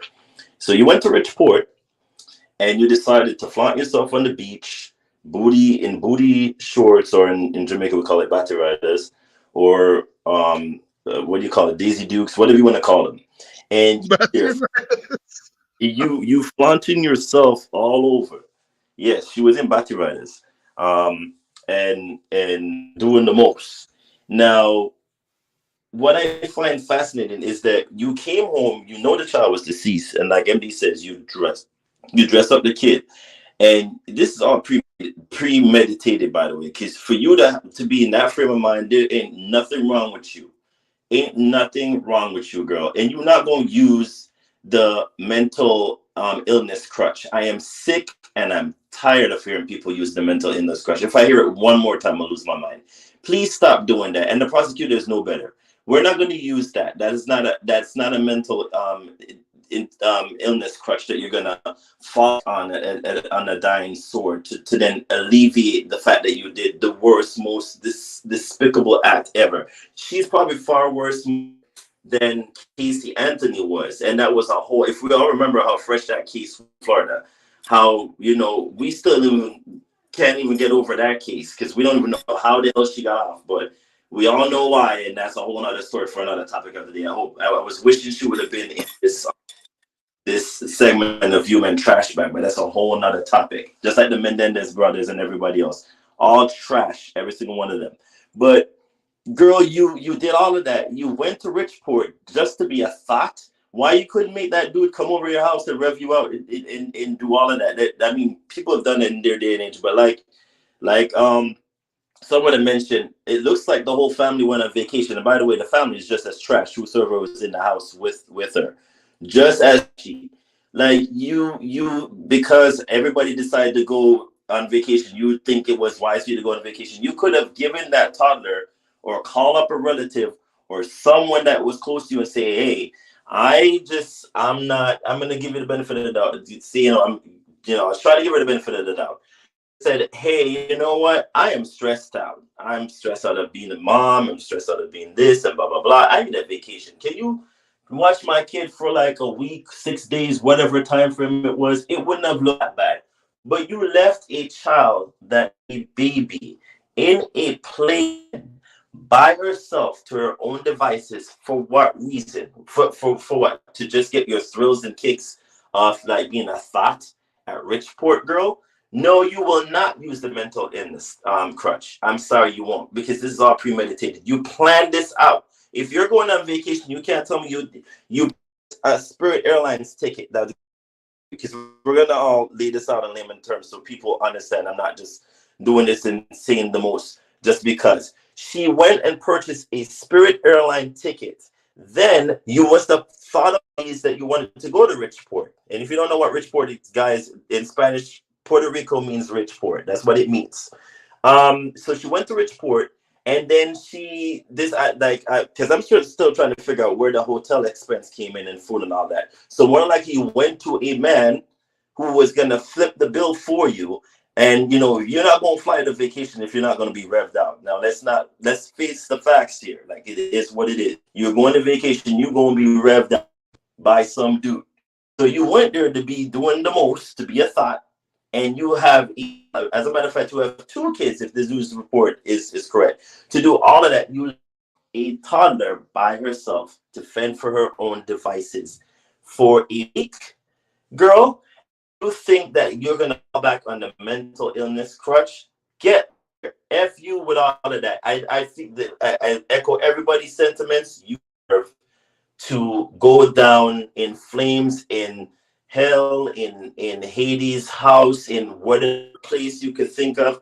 You are not going to use that as a crutch. That baby suffered. It's to the point where that baby had to turn to eating these and probably trying to paw her way out of the damn playpen, because when human instincts kick in, when you're about to face death, it's the worst thing. I wouldn't even want to wish that on my own, worst enemy. But based on what scientific evidence is out there, when you're about to face the fact that you don't have no more breath, or you have no vices to drink water or anything of that nature, it's extreme. Can you imagine how that poor baby felt that she felt like you didn't love, she wasn't loved anymore or whatnot. Like that's full. That is excruciating to even think about. And you did all of that just to be a thought. Where is that child's father, by the way? Where is, like, man, I need to step up to the plate now and take these kids. And the court system, I need you all to stop with this bias nonsense of, oh, well, you know, it's a mother and the child needs to be, no, the child needs to be with the parent that knows how to love that kid, who can, you know, grow that kid with the nurture and care and love that he needs. We need to stop nonsense that I'm seeing. And it's aggravating, it's excruciating, and I know I'm going on and rambling, but I'm just standing up for the defense of this kid. It's that bad. We're not gonna give it off, oh, it's mental illness. I'm sorry. Whoever will think otherwise, that's you. This is not a mental illness. This is a more of a selfish act upon her, what she was doing. Just kicks up, oh, I want to flaunt myself on social media like everybody else does these days. Get off of social media. Find something constructive to do. Go volunteer. Go do something useful with yourself instead of posting pictures and trying to prove to everyone that you're with the Joneses. The Joneses don't even know you. That's how bad it is now in life. Get together, people. And y'all are human trash bags for a reason. Even though there's money past, y'all are trash bags. There's some women that don't deserve mothers. I'm sorry, and I'll leave that. Hey, real quick, you called the family trash. Why the family trash? What they do wrong? I said the family in the house with her are trash. No, they were gone. The family trash too, because they didn't call to find out about the baby. They said that in the report. Exactly. Sorry, hold on now. Wait a minute. Hold on. Wait. Now. Okay. So the family went on vacation. Mind you, they took her other child with them on vacation. You telling me it ain't their fault that she got a baby? What's going on here? MD, you telling me you on vacation with a woman you know has a 10-month-old and the 10-month-old ain't with her. You don't have no questions? So the hell with being grown. They did not know any of that. That's what I'm telling you. They didn't know any of it. Nobody asked any questions. But hold up. It's a baby. What the hell they got to ask? They on vacation. Is she not grown? How many women you know got a baby that got months old after the number and they not with their baby? Dead ass. I think you're confusing the situation. I think you're confusing the situation. All right, you're right. They were on vacation. They were on vacation. They did not know that she was going on vacation. They didn't know that. But they saw her. What do you mean they saw her? They were gone. How did they see her? Like I'm confused. They was at. All right, bro. I don't know what I'm talking about. I'm crazy. All right, hold on. We need to get to Jeremy and, of course, Mr. Straight Talk. So let's go to Jeremy real quick. Get your point here, Jeremy. What you think? So this woman clearly is not mentally ill. For you to go out at this point, when you have a child, you don't get vacations. You kiss it goodbye. You come last. That's just what it is. And if you can't handle it, you shouldn't have spread your legs. It's that simple. Keep them closed. If you can't handle it, you can't be a mother, and you can't take care of your responsibilities, don't lay with a man. Just leave it alone. You know, there is no excuse for this. The woman, it's this generation is just, they are so mentally weak. It's disturbing. I would never hear. My mother, I love my mother, and she did everything herself. 4 boys, worked, went to school, no complaints. Didn't have vacations, didn't take vacations. I don't want to hear the excuse. As a mother, if you really care, and if you really want to be a mother, you just laid and produced a baby. That's all you did. You're not a mother. A mother is one that's a nurturer and one who makes sure her baby's okay. And if the man's not around, well, guess what? You're the father. So you better be the provider and protector at the same time. And if you have a problem with that, well, then you should start making better choices with your life. And if you, whatever, were young and stupid and made a mistake, we'll live with that mistake. And you know what? I'm sure there's family members that can help you. I'm sure there's people in your life that can help you.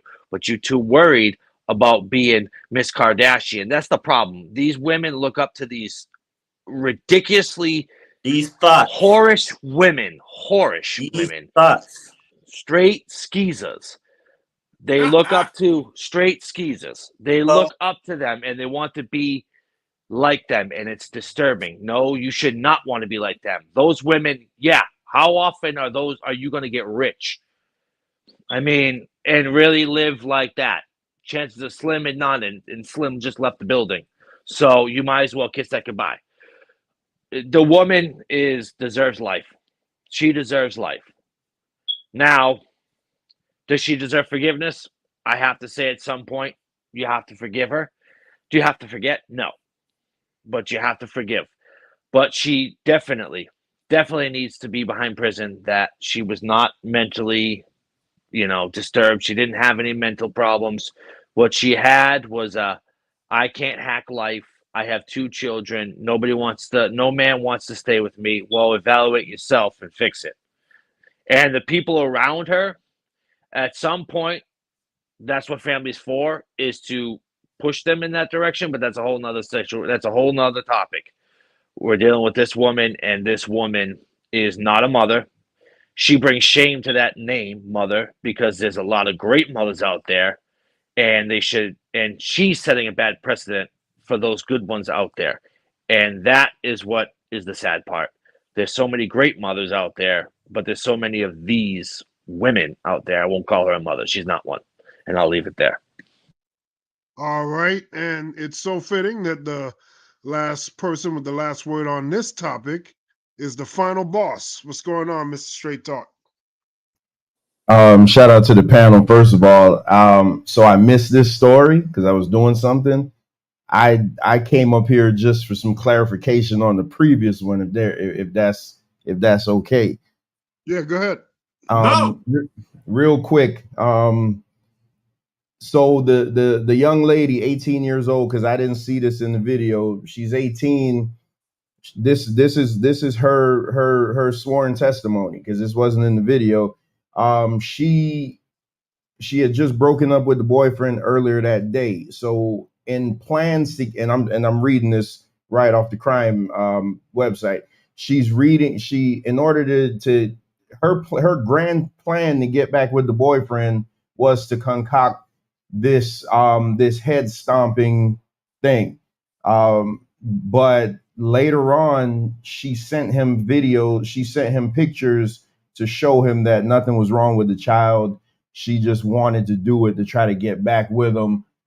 She's gonna walk on this 100%, which is why in the video her lawyer said that they were gonna fight it, because yes, she's gonna get some type of child abuse charge, but it's probably gonna be the least possible charges they could give her. I doubt she serves any jail time outside of what she's serving. But the one thing I will say before I go, because I'm in the middle of a bunch of stuff. Great show, by the way. Me and Mike don't agree the majority of the time, but at least he's the only one that'll at least challenge MD on some of this bull that he says, man. Y'all just let MD walk. Wow. Like it's crazy. MD talking about optics. Oh, the optics. But last night when we were on Man Talk Monday, you sure didn't think that the optics were a problem with 4 middle school girls running their hands through a teacher's hair. Like I'm just because it wasn't showing an illegal act. I'm just trying to figure out where you draw the line a lot of times. See, your optics is based on a social perspective. My optics is based on what's illegal or not. That's the difference. Sir, I don't think there's a law about putting your foot on the baby, right? Or she'd be locked up, right? They let her go, right? Yeah, she is locked up. The optics were bad. You just said they let her go. The video said they let her go because there was no damage to the baby. I'm not going to change. I'm not going to change the topic of the thing, but I just wanted to say that I did want to make that point, though. Me and Mike, we don't agree. Majority you agree with me on everything. But at least he'll stand up to the big bad bully, MD. And that's the problem. MD literally said on here last week, MD literally defended castration, like, oh, castration is a bad thing because the guy didn't get a life sentence. Oh, but if he got a life sentence, you would have been okay with it. But again, that's not that. But I just, I get on this show, I get to hit and go. And Jeremy, I God, there's so many things I want to do on the prostitution thing, but we already moved past it. Oh, So I would be so glad. I Yeah, we're really, gonna have to really touch can't. because there's a lot. Because I put the definition of prostitution in the chat and nobody touched it, obviously. But I saw it. I wanna relate that to all right, Venkat, you're gonna hit me with the train signal, but we're gonna have to meet up at some point. We're gonna have to do this at some point, especially UMD, because I just can't let this go on any longer. I just can't. I can't. Hey, and by the way, MD, why aren't you showing that fantastic TFP hat? Oh hell. Hold on, let me cut my light on. Yeah, like come on, man. Look at that. Yeah, That's what I'm talking about. Yes, there we go. I'm about to design mine right now as we speak, man. But fantastic show, man. I don't want to derail it anymore, but I did want to make that point that she literally did it to get her man back, to prove a lesson to him. And the friend, I guess she sent a picture to a friend also, and the friend was concerned about it. But there was no stomping. But I'm just kind of more weirded out than anything that MD so quick to take her defense. I just it weirds me out that way. It weirds me out. But it is what it is. We'll see MD on Thursday night, on the thought box, because he gonna break down some things that for me to argue with him about. And last thing before I go, we do have a debate this Thursday. We actually got a debate scheduled for the next 6 weeks on Thursday. So y'all love the biblical debates. Y'all tune in. We're gonna be locked and loaded. But I'm listening in the back. I just wanted to come on and say that. Great show. Even you, Mike. Peace to everybody. Peace. Hey, y'all say about my number Trevor one said fan. he weird. He said he weirded out because I know how to connect dots and be objective. I'm the Negro Matlock. You can't be mad at that. It is what it is. He called himself the Negro Matlock. I'm done. It is what it is. Where's your list, Pat? Where's your list? You need to whistle when you talk. I ain't got all that. But yeah, before you go, Venkat, go ahead, Ricardo. Go ahead. Me and Jeremy will have to have a discussion about this whole why the prostitution thing was wrong. And again, I still need your agnostic point of view, even though you said you're not. You'll have to give me because I'm going to go in the direction of MD here. Why is it? Is it a morality issue that you have a problem with, or that there is no place in society for it? Now, there's also the religion view, but there's a whole bunch of plethora of reasons that I think this could be debatable. But we'll have to touch it at another time frame, which Venkat will have to produce, or maybe MD will have to do it on his platform. But we'll have to touch Absolutely. back. We'll definitely touch on that. I won't shy away from you. You know me. I'm not scared. Love you over here, Jeremy, because we love your point of view. I love it. It's great. I love hearing you guys. Even though we don't agree on everything, it's still good. I like to hear it. I like to have the pushback. It's nothing better. And for you MAGA people, this is something that you can learn from. We don't always agree on stuff, but we don't have to do all the unnecessary stuff that y'all do. And that's a topic for another day. Go ahead, Venkat. All right, thanks, Ricardo. Okay, so I'll go into one final trash woman topic. This is murder for hire. We're gonna look at 4 women here.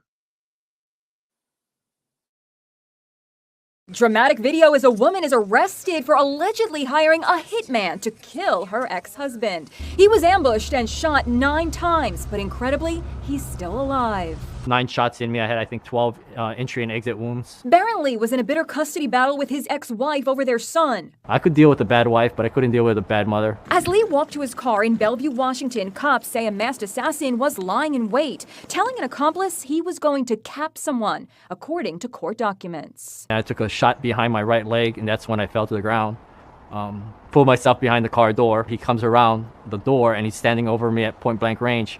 Fired the first shot without looking. It went in my chest here. So he shot me in the leg, in the hip, and twice in the arm until the clip emptied. Did you think this was a random attack, or did you think it was something else? Absolutely not. I mean, from the get-go, I just was wondering who was that my wife had sent to kill me. Cops cops found a GPS tracking device on Lee's car. It ended up being the victim's ex-wife who had purchased that tracker. That led police to arrest 30-year-old Sharon Kelly. The investigation also led to this 17-year-old, who was allegedly to be paid $13,000 for the hit. Cops say his getaway driver was another 17-year-old. All were charged with attempted murder. What do you want to say to her? Honestly, I hope she rots in jail for the rest of her life. This former beauty queen is accused of plotting to hire a hitman to kill her estranged husband, a former football hero. Police charged her in a bizarre murder for hire plot. Lindsay and Robert Shiver seemed like a golden couple. They met at Auburn University, where she was a cheerleader and he played football. He also signed with the NFL team, the Atlanta Falcons. They married and had 3 children and lived a charmed life with vacations in the Bahamas. Life with you is never boring, and I'm so grateful for you and our 3 beautiful boys, Lindsay once said in a Father's Day tribute. But the glossy image of the perfect life fell apart when Robert Shiver filed for divorce, claiming his wife was having an affair with a 28-year-old man she met in the Bahamas. The next day, Lindsay filed her own set of divorce papers, saying she was the victim of domestic violence. Now, Bahamian police say 36-year-old Lindsay conspired with her alleged boy toy lover, who is 8 years younger, to hire a hitman to kill her estranged husband. This is her alleged lover, identified by police as Terrence Bethel, under arrest. His friend, 29-year-old Farron Newbold, was also arrested for his purported role. That's Lindsay Shiver bringing up the rear. You've got all the elements. You've got money, you've got power, you've got sex, and you've got mystery. The prison where she was being held after she was charged is notorious for its harsh conditions. In a remarkable twist, Lindsay is expected to be released from the facility after her estranged husband reportedly told authorities he didn't object to her getting out. People say they just cannot imagine how anything like this could happen in a family like that. This guy is revisiting the scene of his own murder. This is the actual gravesite. In these shocking photos, he looks very much deceased, but in fact, he was faking his death. When I look at these photos, that still brings back a lot of horrifying memories. Ramon Sosa and his wife Maria ran a gym outside Houston. They even appeared together in this TV commercial. But then the marriage hit the skids. Imagine his surprise when he found out that Maria had hired a hitman to do away with him. The killer turned out to be an undercover cop pulling an elaborate sting. Police took Ramon to a shallow grave they had dug in a remote location. A makeup artist made him look like he had just been assassinated. Look at these incredibly realistic photos. The bullet hole in the head, the blood running down his face, all fake. They also put my hands like if it was handcuffed, or I had them tied behind my back. Later, the undercover cop secretly recorded the meeting at which he showed Maria the images. Look at the smile on her face. She looked like she had just won the lotto. Maria was also recorded handing over the first installment of $14,000 for the killing. The evidence was so overwhelming, she pled guilty to solicitation of murder and got 20 years. When I saw the photo of my dad in the grave, it was shocking. It was scary. You know that it's fake, but you know it could have been real. Now Ramon Sosa is in a strange situation. One of the few people on planet Earth to ever walk on his own grave. She was a cop accused of masterminding a murder for hire plot, and authorities say the victim was to be her own husband. You're watching a sting operation as it happens. Are you Valerie Cincinnati? What's going on? A wife is about to get some devastating news about her husband. Might have a seat for me, please? I'm sorry to be the one to tell you that Isaiah was found. Are you kidding me? She appears stunned, then breaks down. But was it all an act? Oh my God. Valerie Cincinnati wasn't surprised to hear her husband was dead because prosecutors say she orchestrated a chilling murder for hire plot to kill him. I don't know what to do. But what she didn't know was that her husband was very much alive, and here he is. Never seen that video. You've never seen this video? No. Isaiah Cavalho is speaking exclusively to Inside Edition. What do you see when you watch this video? To me, it looks like a cold-blooded, cold-hearted person. So, who is Valerie Cincinnati? Her occupation may surprise you. She was a New York City cop. She and her husband had been married for 5 years. They had one son together. I thought I was marrying somebody who protected and served for a living. Somebody who was, a cop, an outstanding citizen. And instead, I got a crazed lunatic. In 2019, they were going through a messy divorce, and authorities say Valerie Cincinnelli schemed to do away with her husband. They say she put this man, her then-boyfriend, John DeRuba, in charge of hiring the hitman for $7,000, converted into gold to make it untraceable. Did you really think she was going to get away with this? I really believe she did, because she went through with it. But the boyfriend went straight to the FBI. Why? Because he says Cincinnelli wanted to add another victim to her hit list, his 13-year-old daughter. Cincinnelli was said to be jealous of the pricey gifts her boyfriend was buying his daughter, including Louis Vuitton bags, Ugg boots, and fake nails every week. Cops say she hated the teen with a passion and wanted her bumped off too. Working with the FBI, the two men in Valerie Cincinnelli's life joined forces to bring her down. Together, they staged a realistic crime scene. The fake photo was shown to his wife as proof of death. Well, you don't have to worry about your court papers now. Cincinnelli believed her husband had been killed. Her boyfriend secretly recorded what happened next as she tried to cover her tracks. Delete my text. You're not keeping anything on the phone. The FBI moved in. Yeah, put your hands up. Up. Is there a part of you that's worried? When she gets out of prison, she's going to try to find somebody to actually do the job. I look over my shoulder constantly. There's not a day that I don't go by that I'm not afraid for my life. It's a great performance. A newlywed in tears after being told her husband has just been found murdered. But those are crocodile tears. Dalia DiPolito has fallen into a trap. The hitman she hired to carry out the murder was actually an undercover cop. I'm positive, like 5,000% sure. Dalia played the grieving widow for all it was worth. And there was more play acting at the police station. Even at the moment, cops told her the ruse is up. You're going to jail today. Your husband is well and alive. Thank God. Oh, yeah, thank God. I was impressed with her lying skills. I mean, but you can't believe when you watch it. We find the defendant guilty of... Last June, Dalia was convicted of solicitation of murder and sentenced to 16 years in state prison. Is your husband Michael? Okay, I'm sorry to tell you, man. He's been killed. But investigators say her reaction is a lie, too. Because days earlier, Dalia was caught on camera allegedly hiring an undercover cop to kill Mike, her husband of just 6 months. You know, he gets to it ahead. I'm positive, like 5,000% sure. In a 2020 exclusive, the video's star, Dalia DiPolito, is now speaking out for the first time. Did you want your husband dead? No, absolutely not. Did you hire a hitman to kill your husband? No. Her husband, Michael, told the Today Show his reaction to seeing the video. It's kind of like she's ordering a cheese sandwich, you know, asking someone to kill me. Cops staged a fake murder scene at her house in Boynton Beach, Florida, telling DiPolito that her husband of just 7 months had been slain. Some of the officers said they had trouble keeping a straight face at her crocodile tears. I didn't do anything, and I didn't plot anything. According to Dalia, she and Mike together became obsessed with reality TV. He said they could do it. There's no reason why, we can't do it. At her trial, Dalia's defense attorney arguing Mike wasn't the victim of anything, but instead an accomplice in a scheme to launch them both into stardom. It was a stunt. It was a hoax to capture the attention of someone in reality TV. Dalia says she and Mike worked together. Oh, what a cute little girl, whatever.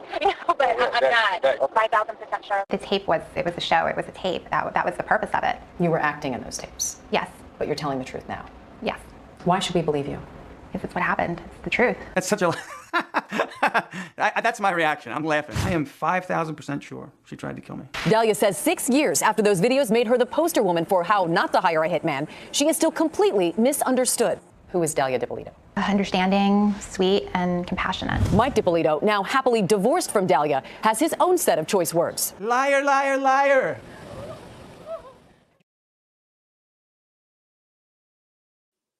All right, there we go. Murder for hire. We got 4 women doing the unthinkable, trying to get their husbands killed for numerous reasons.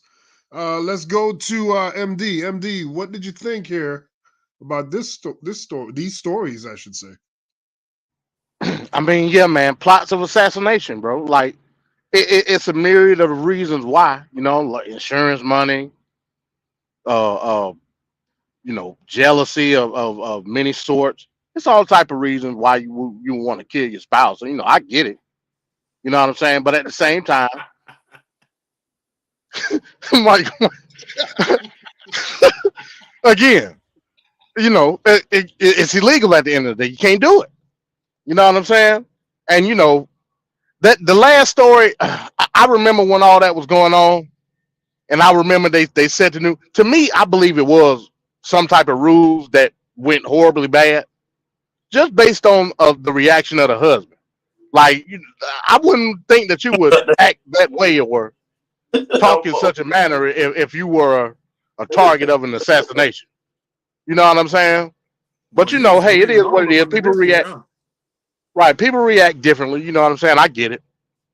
But yeah, man, plots of assassination, bro. Like we got to watch who we laying down with at the end of the day. That's just what it is. Hey, bro, come on now, dog. Come on, man.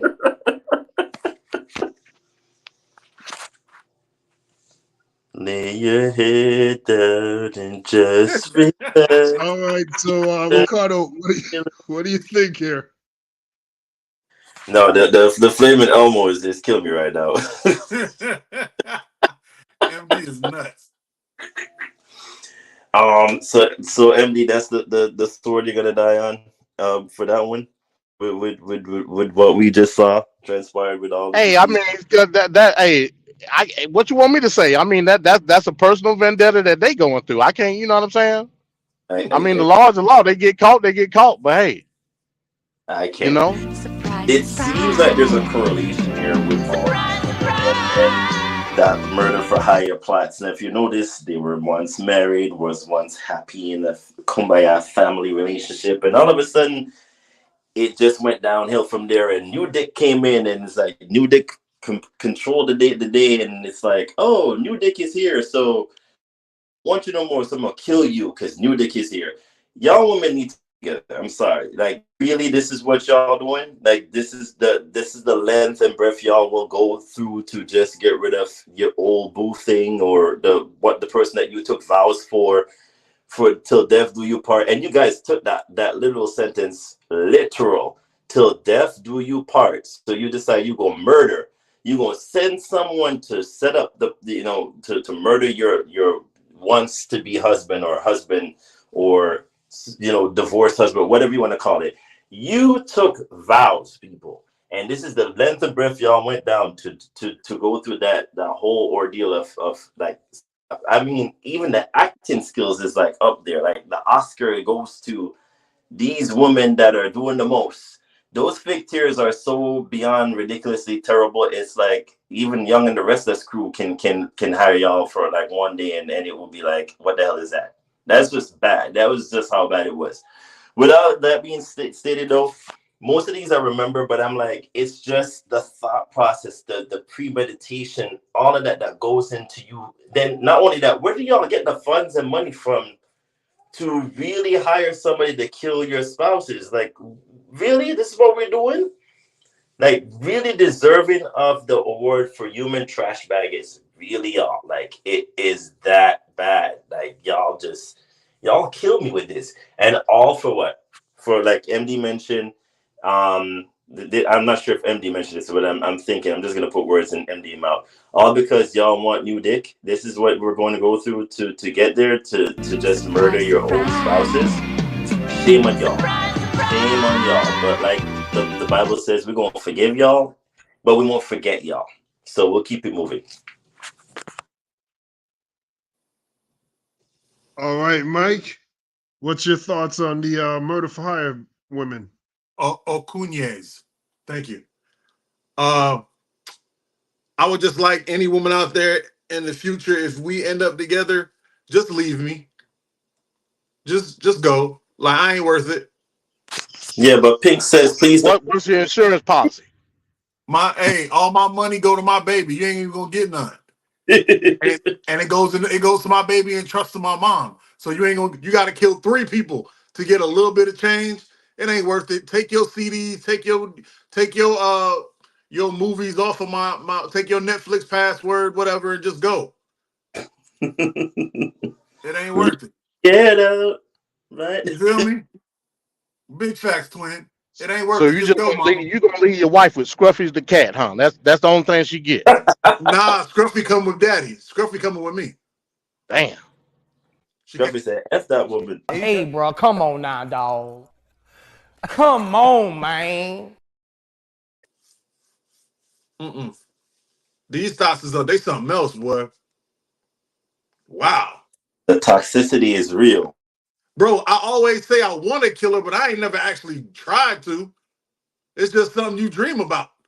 Man, if I ever had a chance, I'll kill. But they actually out here doing it for real. I'm not dedicated enough. These women out here serious. They're gonna get their check one way or another. I guess I'm proud. I hope I'm not related to any of y'all ever, but it's a little scary. Just leave me, please. I ain't worth it. I'm decent in bed, but I'm never gonna be a millionaire. Just leave me and go find Usher. Mr. Steal Your Girl. Yeah, man. Go find Chris Brown or something. Like, at least them hits come with a check. You don't want it with me. Leave me be. I got to chuckle out of bed, cat. So I passed. All right, let's get Jeremy. Jeremy, what you think here? All right, so this is nothing new under the sun. If you go back and you look at First Kings, the 21st chapter, good old Jezebel, this is exactly what that is. Oh, she done plotted it the same way. Ahab wanted a vineyard. What did good old Jezzy do? She set a man up to get the vineyard. Look at the book of Judges, chapter 16, 6-13. Good old Delilah. She took advantage of Samson so she could try to get the key to his power, so she could do it for the Philistines. Nothing new under the sun. You fast forward to the New Testament. You got the woman who danced before the king, King Herod. He said, I'll give you anything up to half of my kingdom. What do you want? I want John the Baptist's head. Nothing new under the sun. Same type of women were back then that there are now. It's more advertised. It's more in everybody's face now. It's disturbing. You really got to be careful who you make your wife. You take your time. You better throw them crumbs down the hallway and see what comes back. You better do your due diligence. You better throw the down the line, throw some sort of test them. I'm telling you, man, it's no joke. These women, not all, but you got to be careful. I don't want to stereotype every woman, because not every woman. There's some good women out there, few and far in between, just like men, few and far in between. Goes both ways, but these women, they show no bounds, no mercy, no. And she had the audacity to say she's compassionate. For who? Who is she compassionate for? That's what I'm saying. Like you trying to get. Oh my, money will make people do some horrific things. It is the root of all evil, no doubt about it. These women need, and you know what? They're never ostracized the way men are. If this is a man, oof, forget it. It'd be on every major news, and the man should be hung by his package, and he's the biggest piece of garbage. Now this woman, I'm sure this. I don't know, man. This is disturbing. And that's woman, just if he came home late. But remember I said that's just if he came home late. Yeah, right. I know, right? But y'all forget that one woman that cut off her husband's penis too. So that's a whole nother story. Oh yeah, Lorena Bobbitt. Oh yeah. Lorena Bobbitt. Didn't play around. She didn't play around. You know what's funny though is Lorena Bobbitt was the truth. She ain't give a damn. She didn't hire nobody. She said, "I'm going to do it myself." And then ride on 95 and chuck it in the high ground. Right? She did it. She did it for free. She got Nathan's for that. Nathan's. And then did the Oscar with performance. Oh my God! It was the match. And they all ended up like a piece of crumbs of cake that was. I'm like, this is just Oscar-winning performance right here. But that was a different time. That was the 90s. That was the 80s. It was during one of those time frames. But Lord, we've come a long way. But still, though, sheesh, the thought process that all of that. You know what's funny though is in the first story, the guy said when he got shot, he's like on the ground thinking, Who did my wife hire to Yeah, you already knew. That's immediately, scary. that was the first thing that he thought of when he was getting shot. Yeah. Yeah. He got I shot. didn't He know got what was shot going on 9 there. times. Oh my. Yeah, that's the Asian 50 Cent. That's what I was going to shout out. Not even 50 Cent could claim that one. 9 times got shot. That man knew he ain't Peace have to no other Adrian enemy in the Cutler. world. Peace to Adrian Cutler in the chat there. He Let's see, literally, man. He knows he didn't have any other enemies in the world but his wife. That's scary. That's under your own roof. Imagine eating dinner thinking that. Because you know what? Move. Oh, so I want to do a real quick one, an extra one, just because it's so weird, and I just don't understand it. But it's weird. It's really weird. Let me just get this. Let me get this one. So it's not a long video. It's about 2 minutes and change. But let's take a look at the video real quick. Only on 13. It may be one of Houston's most horrifying murders caught on camera. And it happened in full view of neighbors in a subdivision near the Gulf Freeway in the Pecan Park neighborhood. ABC 13's Brooke Taylor is joining us now here in the studio. Yeah, and Brooke, this really shocked a lot of us here in the newsroom. It did, and sources close to this case tell me that this is some of the most horrifying footage they have seen in their careers. Police haven't said if the victim knew the killer, but they're hoping that a neighbor's video leads to a quick conviction and justice for his family. Only on 13, deeply disturbing and shocking video of a murder in broad daylight. On May 3rd, the victim, Stephen Anderson, is walking on Woodridge Square Drive to pick up his mail, sources tell us. He turns around at the sound of a screeching car speeding right into him. We're pausing the video right before he gets hit. The car reverses and hits him again, pushing him further into the street. Neighbors are on the phone, frantically calling 911. Another neighbor comes out with a pillow.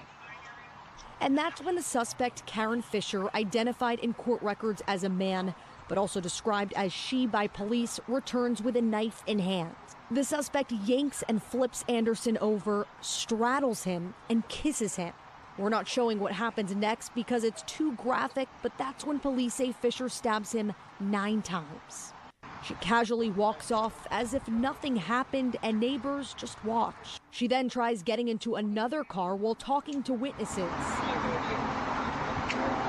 When that's unsuccessful, she leaps over the body and walks away. It's very disturbing, yeah, because, you know, I have kids here. So our kids could have been out here playing, and imagine that. 20-year-old Karen Fisher is in jail tonight, charged with murdering the 64-year-old. Her bond is set at $2 million. Broad daylight, it was a busy intersection. It did happen right under our noses, you know. Just truly so shocking. I spoke to neighbors that you saw in that video. They are still traumatized by that, as you can imagine. One woman even told me that she hasn't been to work and is trying to find a therapist. This is a heavy story right here, and it's hard to get some context here as well. Brooke, now we know the suspect's 20 years old. Have they been in trouble before? You know, the night that this happened, she was also charged with assaulting a nurse at Bentop Hospital. And we checked records, and back in 2023, she was charged with evading arrest, and she's been on a 5-year community supervision from that. We also found a prostitution charge from 2021. That charge was ultimately dismissed.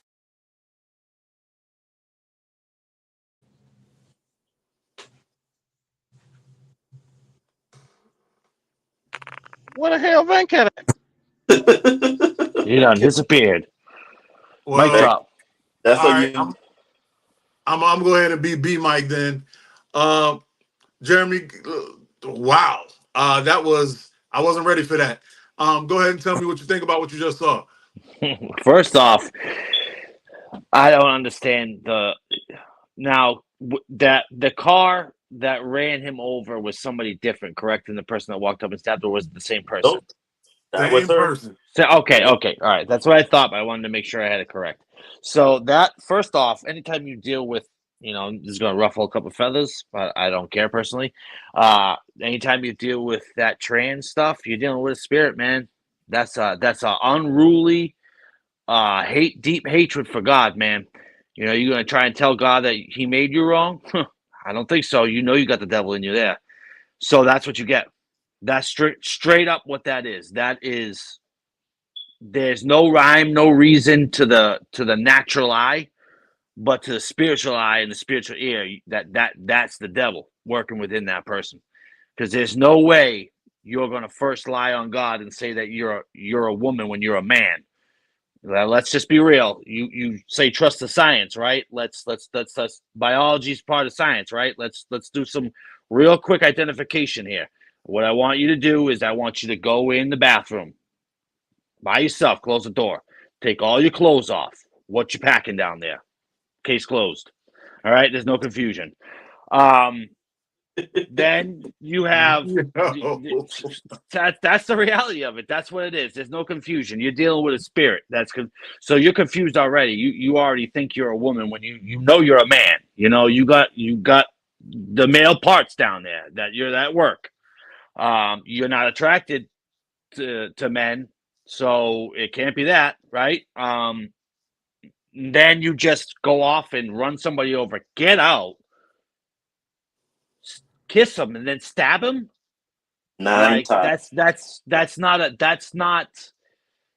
not somebody who has quote unquote mental issues. That's deeper than mental issues. That's something that a psychiatrist and medicine ain't fixing. It's not happening. And that's what I got to say about that. That man spoke his mind. All right, I'm gonna go to you, Cardo. Yeah, so I'm still I'm scratching my head on this one still because I'm the hell. So the man was walking with his meal. Recap the he went to a walk. Just a regular stroll. Birds are chirping. Oh, it's a beautiful evening, an afternoon, or day, or whatnot. I'm just gonna go get my mail. Perhaps I might have won the publisher's house thing today. Maybe something. And all of a sudden, out of nowhere comes this white car, and it ran over the dude. Now, can you imagine him turning around and seeing like, hey, what the hell? Like, why is there a car coming to work? And it just hits him out of the blue. He falls. The fact that she backed up the vehicle on the man, and then, I don't know, some point in time, because he was on the side of the road, his body ended up moving over into the middle of the road. And then she hops out of the car. And then she did what? She decides to, kill him first? And then she took out the knife, went on top of him, and stabbed him 9 times. Now, is that a case of passion of love? Or is this a case of he did something to her, maybe something, we're just going by assumption here. Maybe something to her when she was little, or I don't know, maybe they have wild fantasies and fetishes or what. We don't know what it is, but all we know, she stabbed him 9 times. And then she, got up in all of the midst of the blood and all of that, then walked off to try to go hop in some car and have some, she sits there and converse. And then she leaps over the body, as in jump, like she's skipping over a brook, like back in the days in the old English literature. I'm just gonna skip over the meadow, and it's all beautiful. What are you doing, girl? Like, what is going on here? Like, this is nuts. This is like worse. This is not even a TV movie reenactment, or it's like, what is going on here? Are we in the Twilight Zone? Flip backwards, and we're being sucked into a black hole in space and universe, and we're not. Like, this is just crazy. Like, nothing makes sense here in anything that we've watched with this person. Now, Jeremy, I don't know. I don't know. The video never said that, so I don't know if that's what you got out of it. I don't know if it was a trans. I don't know if she has a PP. I don't know if it said she was a trans. Okay, so no, so she had a PP, a peenie, whatever you want to call it, a long peen in the ween. The peen in the ween, the tool on the toolbox. I don't know what she had. I knew that part, that she was a tranny. But with that stated, I don't know what this do to her or him or it's the transformer, but all we know is that someone went down and this person was not amused, and for all we know, and this was the end result of this man's life. Now, again, we always state, just people out there, whatever kinks, whatever thing that sways your boat, that's on you. You know what I'm saying? Like, we can't tell you what you can and can't do. Like MD will tell you, your morality goes on whatever. But it shouldn't be that deep that you go to this great length to like unalive somebody. You know what I mean? Like, it's that deep for you to do all of that. And then you just walk away like nothing happened. Like, that's where I'm baffled at. Like, it was like, oh, I'm just gonna do a little hoppity skippity skip and stroll away into the sunset. This ain't Thelma and or dude or Transformer. What are you doing? Like, you looking like a man, but you kind of, you like what? Even Miss Kwan would have been disappointed, which you know Miss Kwan is. She was to be a man. Looking like a man. Looking like a man. That's a whole skit. So you guys got to check that out on YouTube. It was a big thing back in the 90s. But you having a mangina and this and make up your mind. Like, you want to have your cake and eat it too, and it ain't gonna work. So like Jeremy said, when you go in the bathroom, you lock the door and you undress yourself, you see the toolbox and the tool and the ruler, and I could go on and on with semantics and the nuances, but what we're saying is it was that deep for you to do all of that. Did he do something to you? We still don't know, but geez, girl, like, it's that deep? Somebody take this from me, because I could go on and do the Negro Babble and it wouldn't help the situation, because but no, this is just to step in for a little bit. I believe he might have been that deep, but that's a joke for another day. Mr. MD, go ahead and finish this out. Oh yeah, man. I ain't got nothing. Oh damn, I ain't got nothing to say about this, man. It's just the transgender person flipped their wig and this happened. It's unfortunate. My main question would be, we in the middle of Houston, like, ain't nobody got no pistol. Like, everybody just look around. Like what's going on? You know what I mean? They were shocked at it, MD. They were shocked at it. That's why, shocked at it. Man, not in I mean, Florida. you see, where the good guys with the bad? Where the good guys to take out the bad guys? Yeah. You see a man with a bra and panty walking down the street with a knife. I would think that you would maybe want to brandish your weapon at that point. You know what I'm saying? But hey, who am I? Hey, They don't want to be Florida carried as discriminatory. Florida would have stood for that. Florida would have shot him up. Transformers. Yeah, just want to say sorry about that. I lost my mic. My mic went out on me, and then I got kicked off, and I couldn't get back on. Such is life. No big deal. Go ahead, fearless leader. All right. So thanks for taking control, Mike. That's what she said. Now I can go back to being immature. Oh my God. I set myself up for that. Okay, so let's go now into the shooting that happened. I'm sure the panel will have a lot to say. There's some very interesting key notes in this story. Some mistakes were being made. Some things were said incorrectly. Let's see what we all take from this. The Okaloosa County Sheriff's Office today releasing body camera footage showing the moment a deputy shot a Hurlburt Field airman. 23-year-old Roger Fortson died last Friday after he was shot inside his apartment. Deputies were responding, they say, to a complaint about a disturbance of some sort inside. We're going to show you part of that video now, and we do need to warn you that what you're about to see is graphic. Sheriff's Office, open the door! Step out. Drop the gun! Drop the gun! Drop the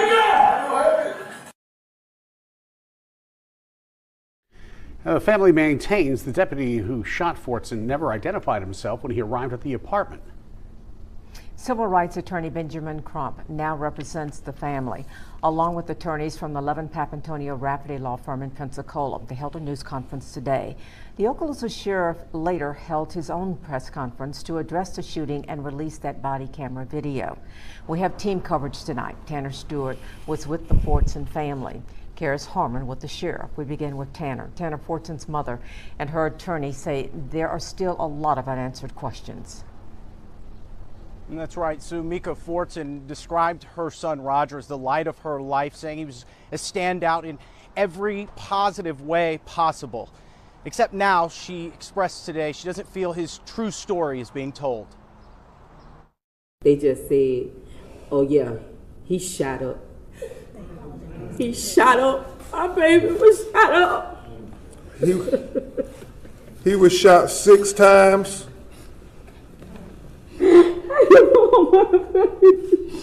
Emotional at times, Mika Fortson stood tall when speaking of her son Roger. She says the 23-year-old senior airman was their protector. My baby was my everything. Roger was my 3rd son. Where we come from, you don't end up where Roger ended up.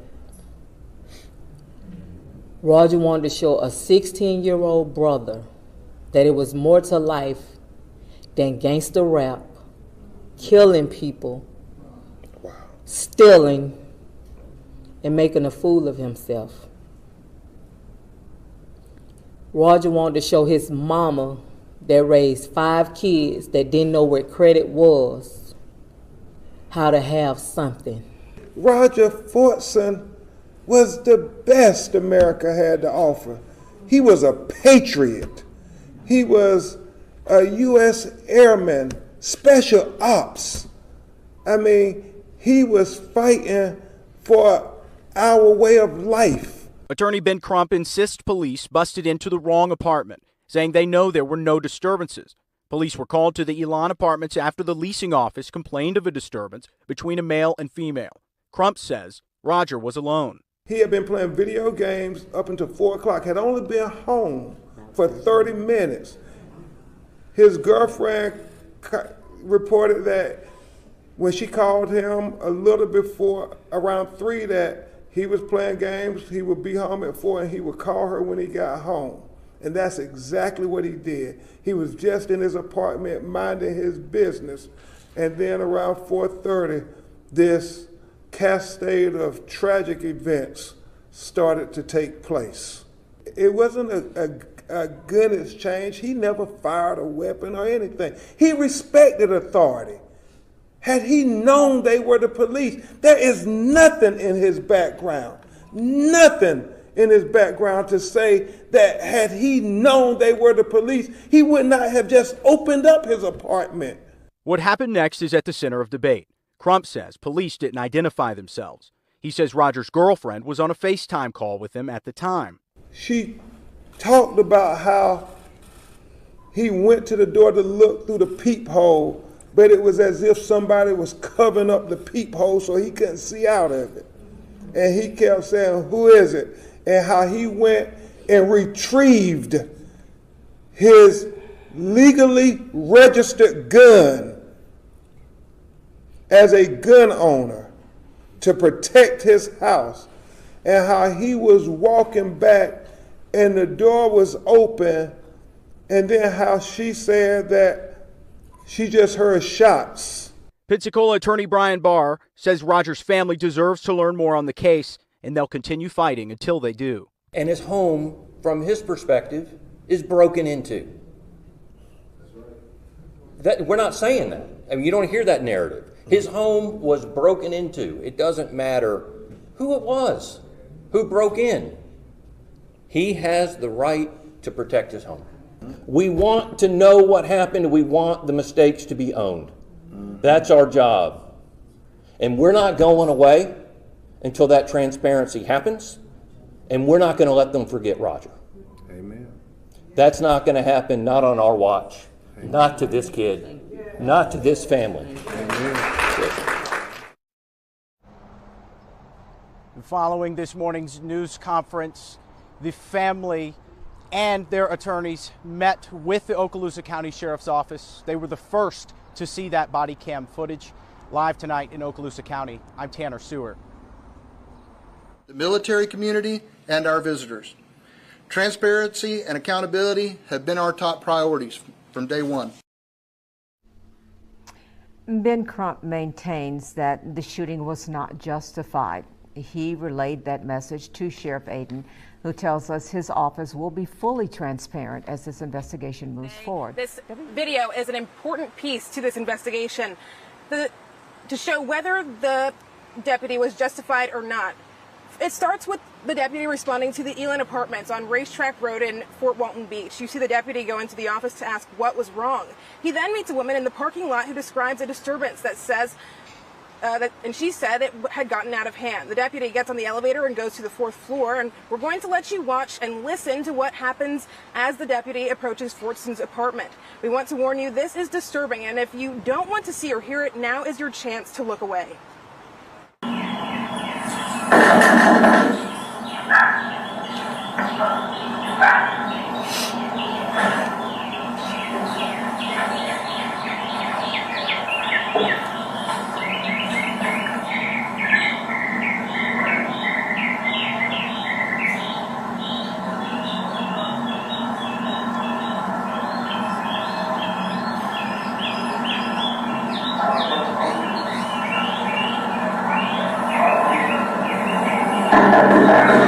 Sheriff's office, open the door!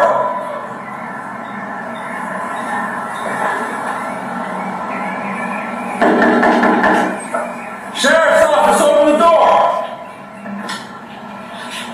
Step down. Drop the gun! Drop the gun! Drop the gun! 312, shots fired. Suspect down.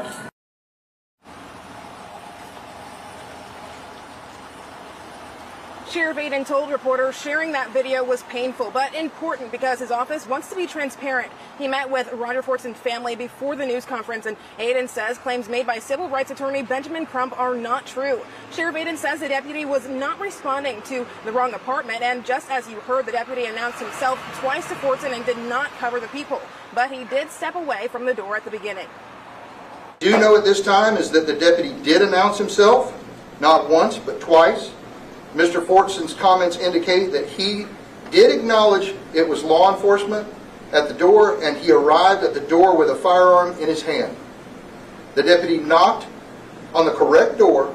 He did not cover the peephole or otherwise obscure its view in any way. Again, I don't share this information to pass judgment. We simply want to assure the community of what is known at this time.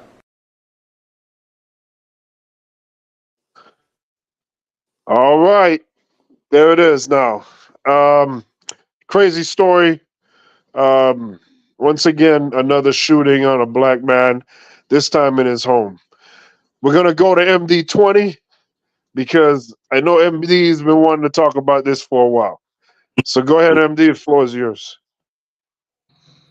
Yeah, so another tragic situation of a shooting by the hands of police, no question, 100%.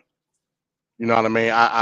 I'm, sympathetic with the family and what they're going through right now. But to allow this, I'm gonna just keep it real with you, Van Cat. To allow this nigga, Ben Crump, to come down there and race bait and not get true justice for this young man is a problem, and it's becoming an epidemic.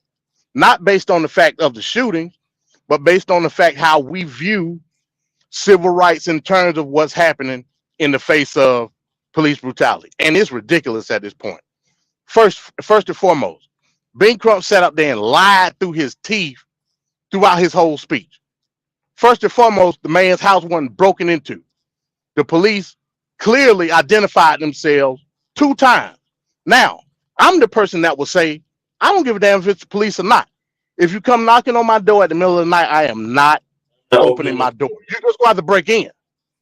Facts. You know, if I know for a fact that is some wrongdoing going on, handle it in court and get your money that way. You mean to tell me, huh? So I said, let them break into the house. I would have let them break in. Let them break into the house, exactly, which would then be a crime because that's not allowed without a warrant. Facts. We got to start being smart as black people. I'm talking just to black people now. We got to start being smart. Like it's an epidemic with police brutality. Yes, 100%. It's also an epidemic with stupidity amongst how we facilitate ourselves with the police. That's also an epidemic. And we allow it based on what we think the ultimate result is going to be after the loss of a loved one. And that's ridiculous. Number two, Big Crump said that, the person, he was an upstanding citizen, which I'm pretty sure that he was, that he had a registered gun. You don't register weapons in the United States. How are you a lawyer, nigga? How? If you're a lawyer, I'm Johnny Cochran. Why don't I have my license through the bar, but you do, saying that he had a registered gun? What lawyer would even say something like that? This is the stupidity that we dealing with. Yeah, Please, black people. He did jump on some stuff that was kind of off. Then you start babbling. First you said that he had been home playing video games. Then you say he ain't been home number 30 minutes. Which one is it? We got to stop this, people. And then to bring it to the aspect of race, when the mama start talking, I couldn't do it, Van Cat. I just couldn't do it. Well, I don't like the fact you talking about gangster rap. I don't like. Yeah, I didn't like that. What does that have? What the heck? Your son is dead. Yeah, your son is dead, and you equating it to something of a higher standing of a black experience. Why? I don't give a damn about none of that. My child is dead.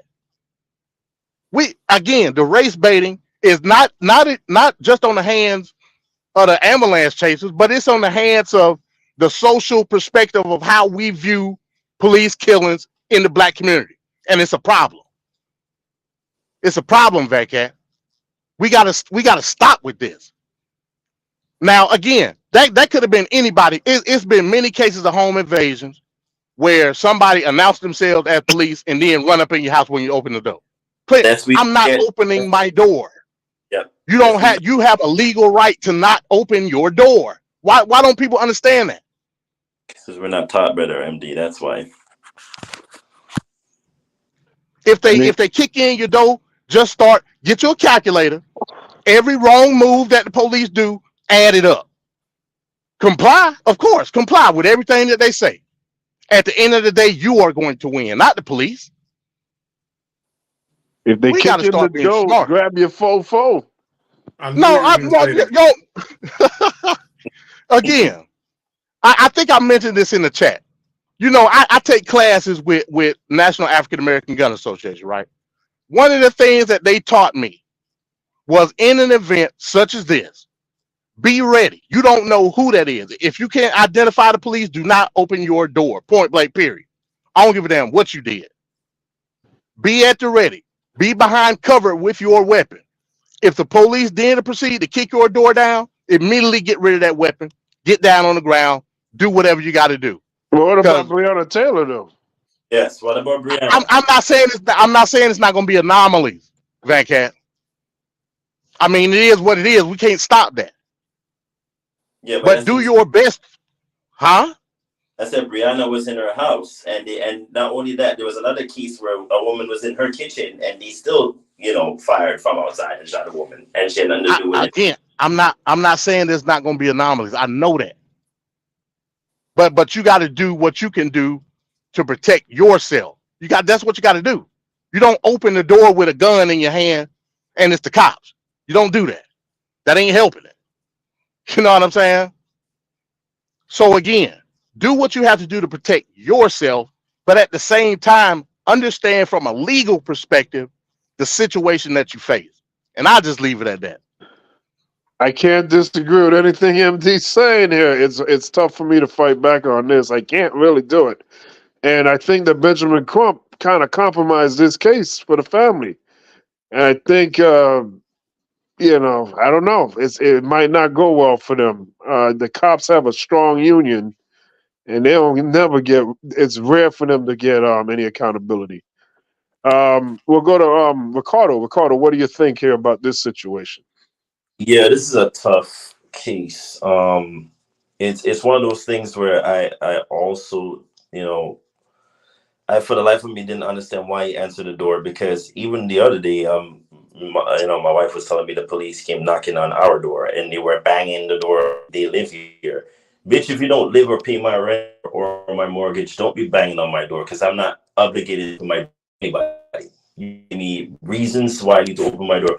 For that matter, if anyone knocks on my door without me getting, some heads up that you're coming to my domicile, or to wherever I live, you don't get any. I don't know, I think, even get up out of my chair to go answer the door. You need to explain yourself, and then you must be on deathbed, or there was a meteorite or asteroid hitting Earth at some point, and even then I won't open the door. Have you not watched War of the Worlds and all those other movies? But I digress.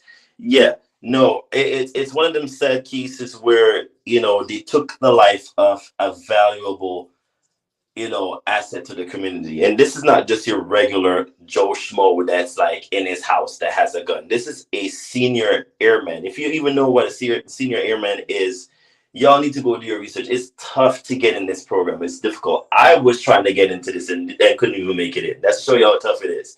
So it's one of them things where, yeah, in a sense, the police might think they have the upper hand, but this is not going to go away quick. And I can tell you why. There's a number of things, because the optics of it is so bad. But I do think that the representation of the lawyer for the family is problematic, and they need to now figure out which narrative they're going to go with, because this could either sway either way. And it doesn't help that the court of public opinion is in the case now, and I feel like they overshare too much in the media. I think this should have been just a clear-cut show with the video, blur up certain parts, and then leave it at that. But they've overshared so much so far, and in this day and age, we're so fickle. Whereas by next week, we're going to probably forget about this whole thing, and that's the problematic issue with this. With that being stated, people, like MD mentioned, please stop opening your doors for when law enforcement or anybody comes to your door, banging the door like they're paying rent in that's your property. I am not under any obligation to open my door to anybody. You don't have to do that either. When anybody knocks on your door and you had no recollection of them coming to you to begin with, leave that damn door. Let them come back and leave a note or what. You're not obligated to open the door. The other issue is he had the gun in his hands, which, again, MD, that could have been that he just took up the gun because he was probably playing the video game, and maybe for all we know, somebody was knocking the door before. There's a number of plethora of things that could have transpired before they came. My issue with them is that you're going to tell the victim to put the gun down after you shoot. Like, you shot him already to the point where he's Six times. Why are you then telling me to put the gun on? He's already been on the ground. So this thing where, and we've been echoing the sentiment since George Floyd, they're gonna have to come up with police training and do it better. It's not every instant that you need to be shooting a gun at people. The police Ricardo. are trained to just shoot like that. Yeah, but they shoot. They train to kill. You can't. But that's what I'm saying. You're shooting to kill at this point. Why don't they are? But they literally are. There's seminars. I've seen the videos of police officers being trained to kill, and they're laughing about it too. But that's what I'm saying. At this point, can't you just shoot to injure somebody as opposed to just shooting them point blank in the chest to kill them? You don't. That's the movie. That's the movies, man. In real life, they're shooting to kill. What country do you live in? Man, y'all got to keep it real. If somebody open their door with a pistol in their hand, what's the realistic reaction you think the police should have? The police shouldn't have anything, because last time I checked, all these MAGA people and whatnot, these Republicans talking about their gun rights, this and their gun rights that. That guy was home in his house, so he could have walked around butt ass naked. I agree with everything you're saying, but when it's a respondent to the police, that's had nothing to do with him. That had nothing to do with him. He's in his own world, in his place. He probably don't know nothing about all the madness going on outside. So he just answering the door, That's pounding. hindsight, though. That's hindsight, though. When you go into a situation and you get a disturbance call, you don't know what's Yeah. going on. You don't know the man, and neither does that man know you. Like either one of you have no idea what's going on, so you have to go based upon Situational awareness. survival. Correct. Yeah. Correct. So it would be on the Jeremy Jumbo just police. hit it right on the head. But it would be on the police to have the caution and the restraint. The person in the house, it doesn't If know you see nothing about somebody nothing. with a gun, regardless, let's just put yourself in it. You see somebody with a gun, what are you going to do? Kill him with harsh language? Well, first of all, he shot 6 times, and the whole time. I get it. But you see a man with a gun in your hand. You have a gun. What is your reaction going to be? You are moving the goalpost, sir. Yeah. Van Cat I'm not is moving not it. It's It's a not a law situation. enforcement professional. Oh, These my God. people are supposed to be professional. It doesn't matter the situation. Exactly. They're Hold supposed on. You're supposed to be a trained. robot, Jeremy. They want robots. This go No, back to last night. no, Everybody they're not want supposed to be robots. robots. But They're wait a supposed to be minute, trained professionals who are given the right to kill people with no oversight, because that's what they basically do. They get to kill people and get away with it. They're supposed to be better. Just Hey, like I say, based an on the adult, law. just like I say that adult teacher should know better. You should know better. If you have a badge on, you know better. That's the point of the job. You're missing the whole. No, You're I'm not. focusing on. You're Hold on. missing the point. You're focusing solely on the outcome versus what led No, I'm up not. to it. I'm Versus focused what led on the up to it. job. The job is We're literally talking about it's before the law shooting. enforcement. What he did was against the law. He went to a private domicile for a call. The call does not mean that the man was guilty. The call does not mean that anything happened. The call is for service. Service does not mean murder. Service does not mean kill. What he should have done is pull the gun out when he saw the gun, backed off. He should have backed off. If you not, That ain't what the law say. That's not what the law say. Wait, That's not hold what the on. law say. Hold on. One other point I want to make too is that when you watch the video, I watched the actual video that we saw pieces of. The lady was with him walking with the cop, talking about what's going on, what she thinks she heard, blah blah blah. Okay. Then at a certain point, she's away from it. As soon as he hits the elevator, she doesn't continue to go with him. Why does she continue to go with him? To tell him where exactly she needs to be. And then, like the police officer should have been the backup in case something got out of hand. You have people that come, even here the other day, you have people that come around, and if they're making noises or whatever the case may be, they may knock on the door or whatever, or they may just try to like signal, hey, this is not right, or blah, blah, blah. But there was none of that. It was just tell a cop a basic approximation of what happened and where What it was happened. said? What was and then said, it's supposed to- Kev? What did the lady say? Just so I can understand what she said, so I can understand the She whole was just scenario. describing that there were loud noises coming from the apartment, a lot of arguing, and a woman. From what I understand, we don't know that for sure. Is that it was just him in the apartment? It was Okay, just but him. the woman said that he was on the so phone her with his girl. Her report was that there was a woman. So there was people in there, and it was a woman in distress. Correct? Is that what the lady said? That she heard a woman in distress. I never heard the word distress. I'm asking what in the video that you saw, Van Cat, where it actually has you can hear the woman talking. Not that they cut it out. That was the next thing I was going to say. They cut out what the woman said, so you can't get the total context of what was going on either. So that's subjective. So now they said it was loud talking. That's what they said. And then she said it was loud talking. Yeah. And then there was yelling and curse words and stuff like that. It was an argument. That could be a movie. Exactly. Very true. Very true. In today's society, a lot of that starts, and then what happens in households, in all reality. Let's deal with real life. A lot of times that's a domestic, right? All right. A lot of times, and you correct me if I'm wrong. It's a lot of times it's domestic. So now his brain is thinking he's going to a domestic disturbance. That's what he's thinking, because he hears arguing and screaming. And obviously it's between a woman, right? Hold on. And then he goes to the door. Hold on. He goes to the door. He announces himself. Hey, Jeremy. So there was a video I saw years ago where there was a guy working on his car outside, right? The cops came because neighbors were saying that they hear a woman screaming. The guy was told by the cops that they heard a female voice screaming, yelling It was a help. car. Oh, And it was a car. when she got up, when he got up, he was like, "Oh," because he was confused at first. He's like, "Oh, I think I know what you're talking about."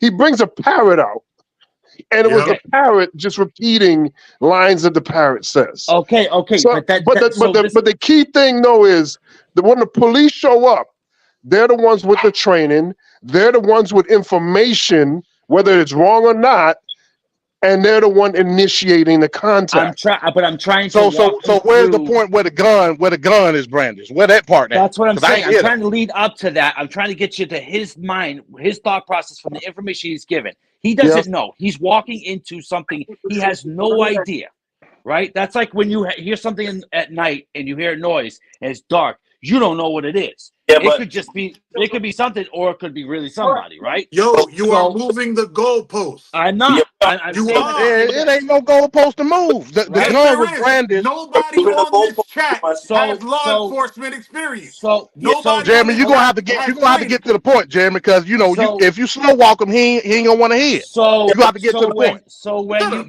now you're automatically. Now you have to be cautious because you don't know if it's a domestic and it's a man who, because of what you're told. So you have to proceed with caution, regardless if it's false or not. So you knock on the door, you announce yourself twice. A man opens the door with a gun after what you've already heard. Anybody in their right mind is automatically going to jump. I don't care, training or no training. Your survival kicks in. You can't turn that off. It's no training to be had. Hey, that's a lie. Here's No. the Y'all been talking for like 20 minutes. Nah. If you are in the military, okay, and you shoot a child, do you get in trouble? Bro, didn't he just tell you was moving the goalpost, Jeremy? He just told you that. I asked you a straight up question. If you're in the military and you shoot a child from another country, do you get in trouble? I'm not gonna ask no irrelevant don't answer question. that question. That's irrelevant. Everybody knows you do. It's military crimes. Yeah. That's training. You have training not to shoot. These police officers are trained. How many do though? Not to shoot, but why you got a weapon? You know how crazy that sounds. Do you know how crazy that sounds? You just said you don't know Vietnam then. Can I finish? Yeah, let him finish. If we go to an airport and I'm speaking to a person that is behind the counter, and I say, "Where is my luggage?" And she go, "Well, I ain't flying a plane. How am I supposed to know?"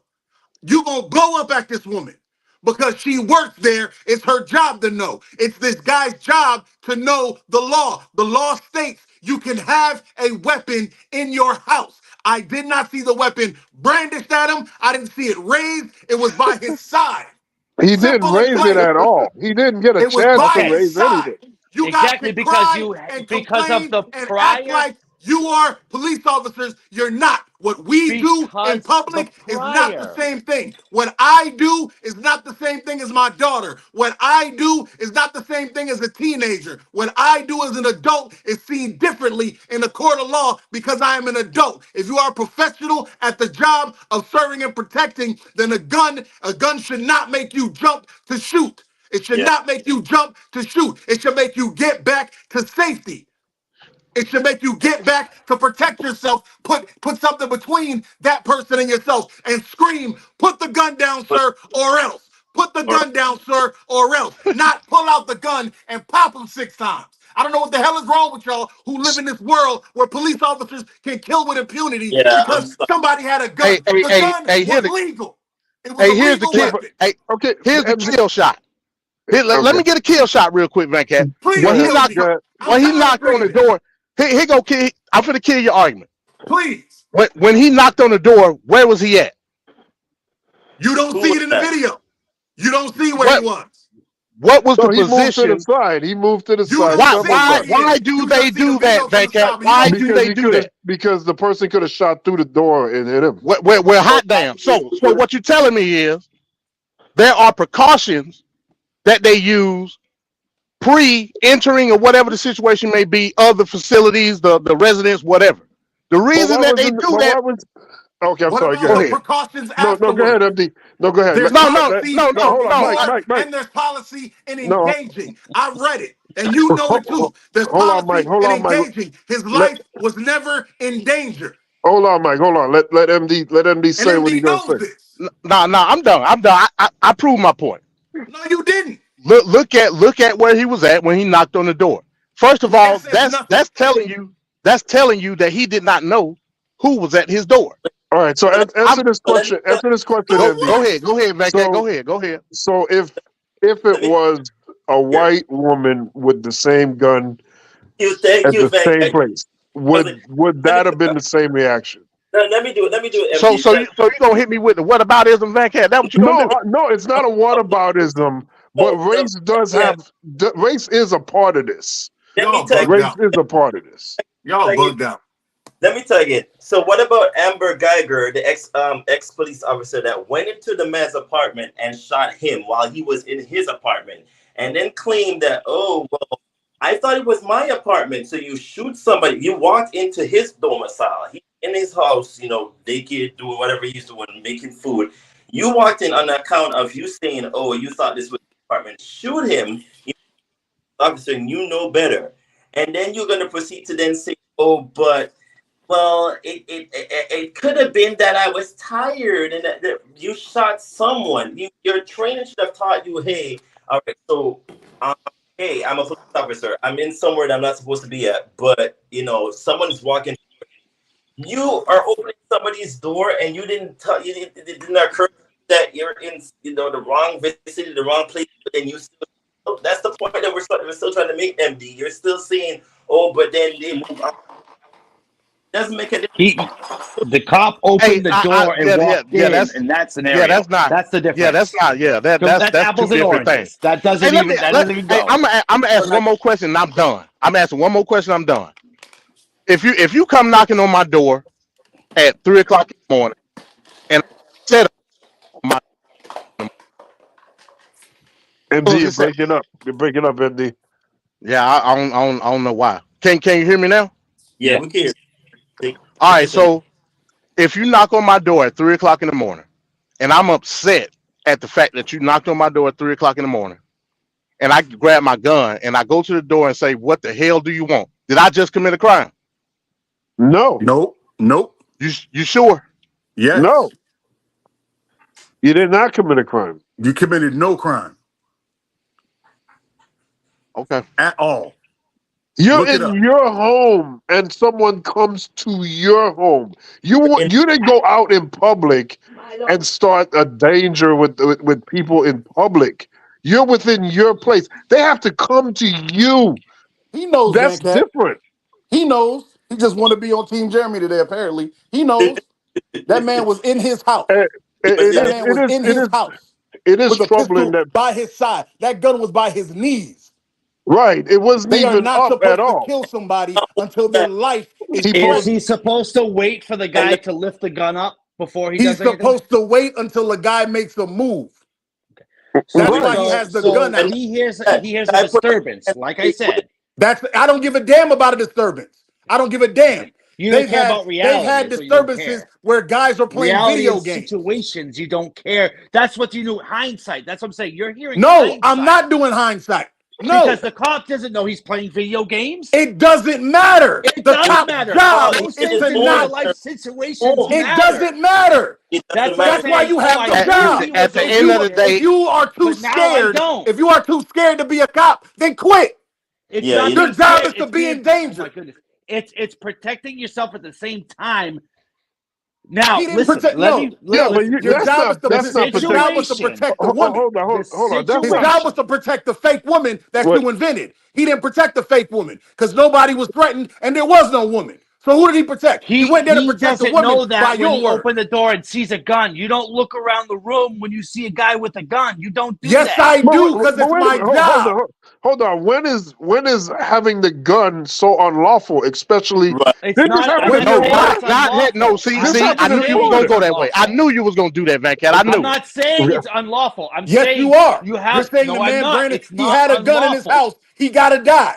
I'm saying, what the hell is wrong you with look y'all? at the scenario. I don't you give a look at damn what the scenario cop is. told, You're a then you're you an don't want to officer. hear reality, Mike. He You popped. don't He want to hear popped off. reality. He You popped don't. You off know what? 6 You know shots what? Hey, on Venkat. sight. Let everybody say they piece when we go out, because we're gonna be here all day. Let Yeah. everybody say they piece when we go out. I'll say my Yeah. piece. Because y'all, Yeah. I don't know what this pussification is of y'all who just suck in all the police officers' teeth. I don't know where Yeah. that came from. But y'all can miss me with that. All right. So Well, you try the next time the police come to your door. Yo, How I've you had a shot? gun when How you police came to shot? my door. I've Oh had a man, I ain't gun trying when police to came hear to my that. door. I Have had a that shotgun. I had have a that shotgun. shotgun at the ready and open the door and see what happens. Sir, I had a shotgun down by my hand and opened I the have door. been Crump on speed dial, Excuse me? and we'll handle that for you, Sir, I'm still here breathing.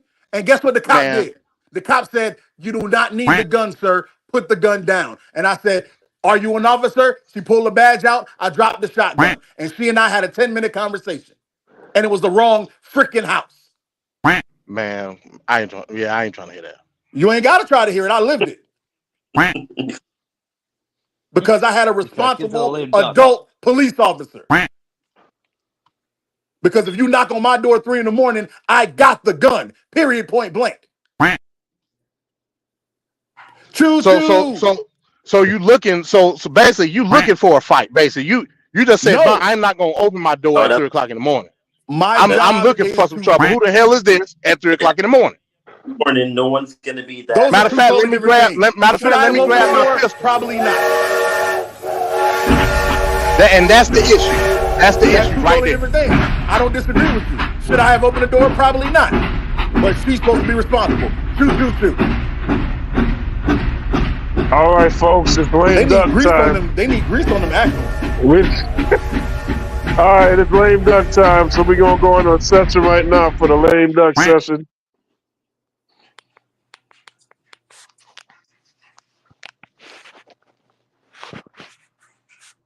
We ain't seen the video.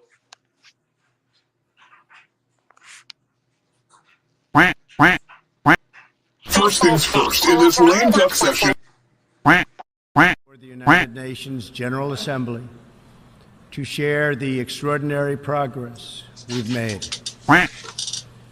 In less than 2 years, my administration has accomplished more than almost any administration in the history of our country. America's so true.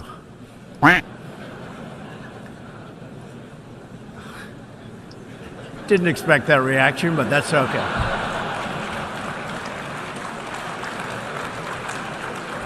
Right. Ladies and gentlemen, we got him.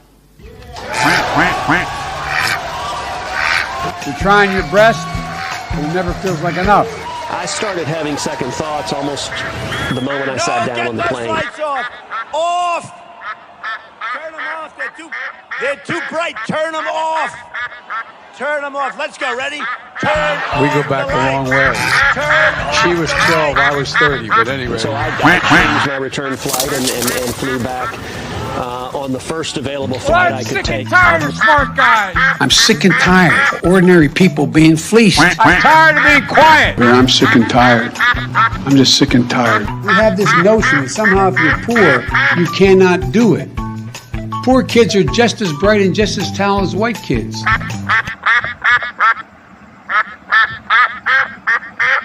With great power comes great responsibility. These lights are so bright in my eyes that I can't see too many people out there. But I can only see the black ones. I can't see any white ones. You see? That's how far I've come. That's how far I've come. That's a long way, isn't it? These eyes. You want to see a bird graveyard? You just go. Take a look. A bird graveyard? Go under a windmill someday. You'll see more birds than you've ever seen ever in your life. I'm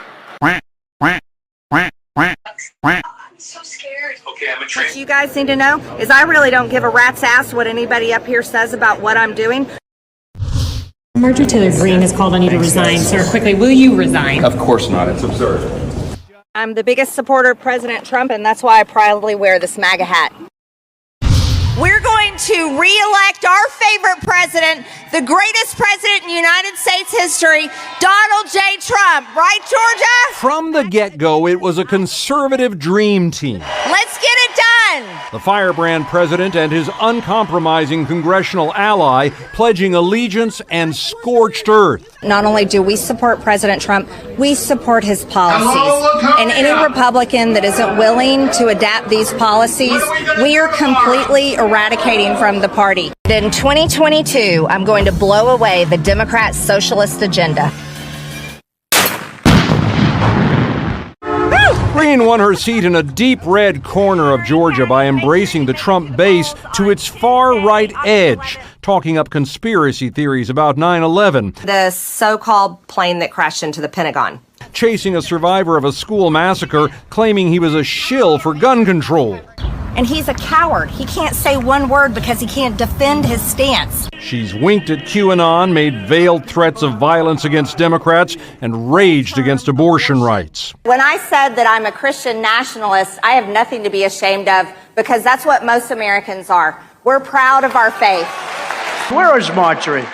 Where's Marjorie? But since she won in 2020, the same year Trump lost, she's also chained herself to his grievances, claiming the election was rigged, January 6th was no big deal, charges against the former president are nonsense. This is a weaponized government attempt to take down the top political enemy and leading presidential candidate of the United States, Donald J. Trump. She's waved her phone at fellow Congress members to show them Trump on the line, demanding support. They've got to get tougher. They got to get like Marjorie Taylor Greene. You happen to be here. And Greene shouted at President Joe Biden during his State of the Union address, to the delight of the man who lost that podium.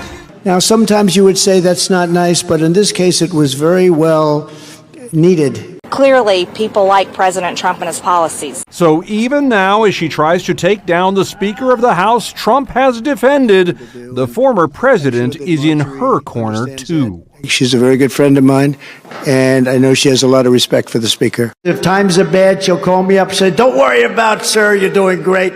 Finding a new speaker look like? When do you plan to call this resolution to the floor? Again, I don't have a timeline. That will be a rolling issue that we'll be judging and making decisions by. But I assure you, I'm not the only one. I have support on this from others in my conference. And I'm not introducing this to throw the House into chaos. Committees will continue doing their work. Investigations will continue. I support my conference. Again, I have paid all of my dues to the NRCC and then some.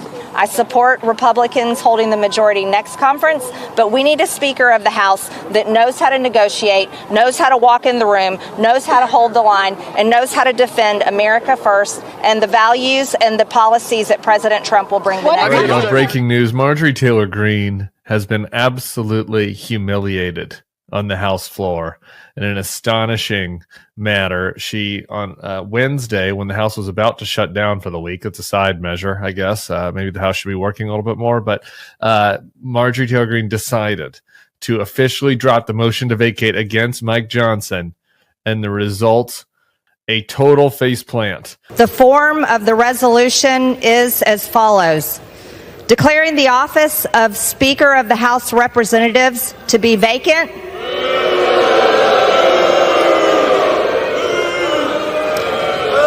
This is the uniparty for the American people watching. Just like stepping on rake after rake after rake. Immediately, Republican Steve Scalise puts up a motion to stop the motion to vacate. Mr. Speaker, I have a motion at the desk. For what purpose does the gentleman from Kentucky seek recognition?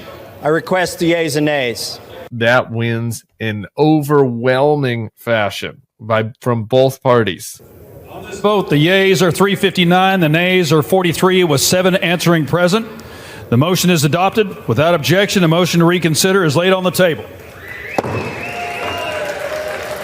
359 votes not to vacate the Mike Johnson speakership versus 43 votes to vacate. 11 Republicans, 32 Democrats. how Marjorie Taylor Greene managed to be so much worse at this than Matt Gaetz is like really astonishing. This Republican Party is not ready, and they proved it today. As a matter of fact, they proved they're ready to do everything with the Democrats. Another day, another outburst by Marjorie Taylor Greene. The reality of this is this is like the congressional version of a temper tantrum. Most of us, by the time we turn 12 years old, figure out that tantrums don't actually work. And apparently not everybody in Congress has got the memo. The ridicule of Greene by her own Republican colleagues has been relentless. Ms. Greene, all she wants is attention. And today we shut her down. I mean, the entire Congress has said enough is enough. We don't need to hear from her anymore. Our constituents sent us up here to make very difficult decisions and to govern, not to do a junior high school reality television program. Greene's program included a floor effort to remove Republican House Speaker Mike Johnson. The form of the resolution is as follows. Declaring the office of Speaker of the House of Representatives to be vacant. The boos were bipartisan. This is the uniparty for the American people watching. Gentlelady will suspend. As Greene flipped her lid, some Republicans during her floor speech went outside to the Capitol steps and described Greene as a traitor and a lunatic. Mr. Law in New York. Well, Moscow Marjorie has clearly gone off the deep end, maybe the result of a space laser. But this type of tantrum is absolutely unacceptable, and it does nothing to further the cause of the conservative movement. Back inside the House chamber, some conservatives heckled Greene, prompting one of her few supporters, Kentucky Republican Tom Massey, to interrupt her and urge quiet. On a new Speaker of the House. Mr. Speaker, the House is not in order. House will be in order. Speaker Johnson's tenure is defined by one self-serving characteristic. When given a choice between advancing Republican priorities or allying with the Democrats to preserve his own personal power, Johnson regularly chooses to ally himself with Democrats. In the end, 163 Democrats voted with 196 Republicans to block Greene's effort. Speaker Johnson urged all of his colleagues to turn the page. Hopefully, this is the end of the personality politics and the frivolous character assassination that has defined the 118th Congress. It's regrettable. It's not who we are as Americans, and we're better than this. Marjorie Taylor Greene and extreme MAGA Republicans are chaos agents. House Democrats are change agents. Republican rank-and-file members said Greene keeps making the GOP look awful, and they raised the prospect of punishing her. I think that there needs to be accountability. I don't think people should be. Some people here think they're more important than everyone else. They are not. I think that taking action that truly undermines the conference in Congress should come with a degree of accountability, which may well be removal from certain committees. Do you think Marjorie Taylor Greene should be punished? One dumpster fire at a time. Let's take care of the motion to vacate, and then we can worry about whatever comes next. Yes, Marjorie Taylor Greene is being described by her own Republican colleagues as a dumpster fire. Greene tweeted this: "Being kicked off committees is nothing new for me. Badge of honor, don't threaten me with a good time." Thomas Massey, defending himself for standing with Greene, wrote this: "I have some sympathy toward our colleagues who are lashing out at us right now because they're going to go home to take an ass whipping from their base because they voted wrong here tonight." To that you say what?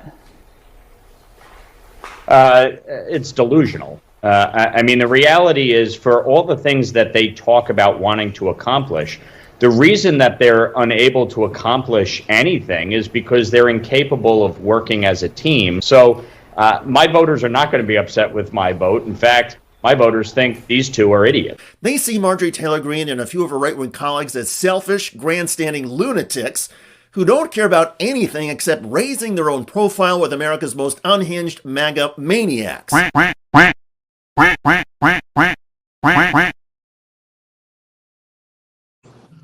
Hold on, wait a minute. What did he just say? I knew I should have copyrighted that. Yep, MAGA maniacs. I'll be there. I knew I should have copyrighted it. And there she is, folks. There she is. Yep. Put the spotlight on lame duck number 38. Trash bag human of the week, Marjorie Taylor Greene. All right, so let's go to MD on this one. What do you think about number 38, Lame Duck? Hey, great choice. You know, I had this also as my lame duck last week on MD's Thought Box Live. Go check it out. You know what I'm saying? Yeah, yeah. Hey, again, man, I don't know what to say about this woman. You know, she's truly a MAGA maniac. In the fact that everything that she claims that she stands on, Trump is now deflecting from abortion rights. Trump is deflecting on abortion rights. What you saying? He's But leaving her? but she's standing firm. This situation, I put up the tweet last week of Trump after the motion to vacate, and he said no. Like he said, vote to table the motion. So I'm confused as to what's going on. She's on a dying hill. That's why. That's what's going on. Your phone. Go to bed. You know what I mean? So again, like the MAGA maniac ideology is even going beyond the person who created the MAGA maniac ideology. That's usually what happens with fascism and things of that nature. It usually goes beyond the person that's directing it and directly to the people. You know, that's usually how it goes. They call it mass lunacy or it's a term for mass hysteria. That's mass hysteria. So again, this is what's happening, and you'll ask a person to try to make sense of it all. That's a MAGA maniac. They won't be able to do it. Whatever Trump say, that's what I'm rocking with. So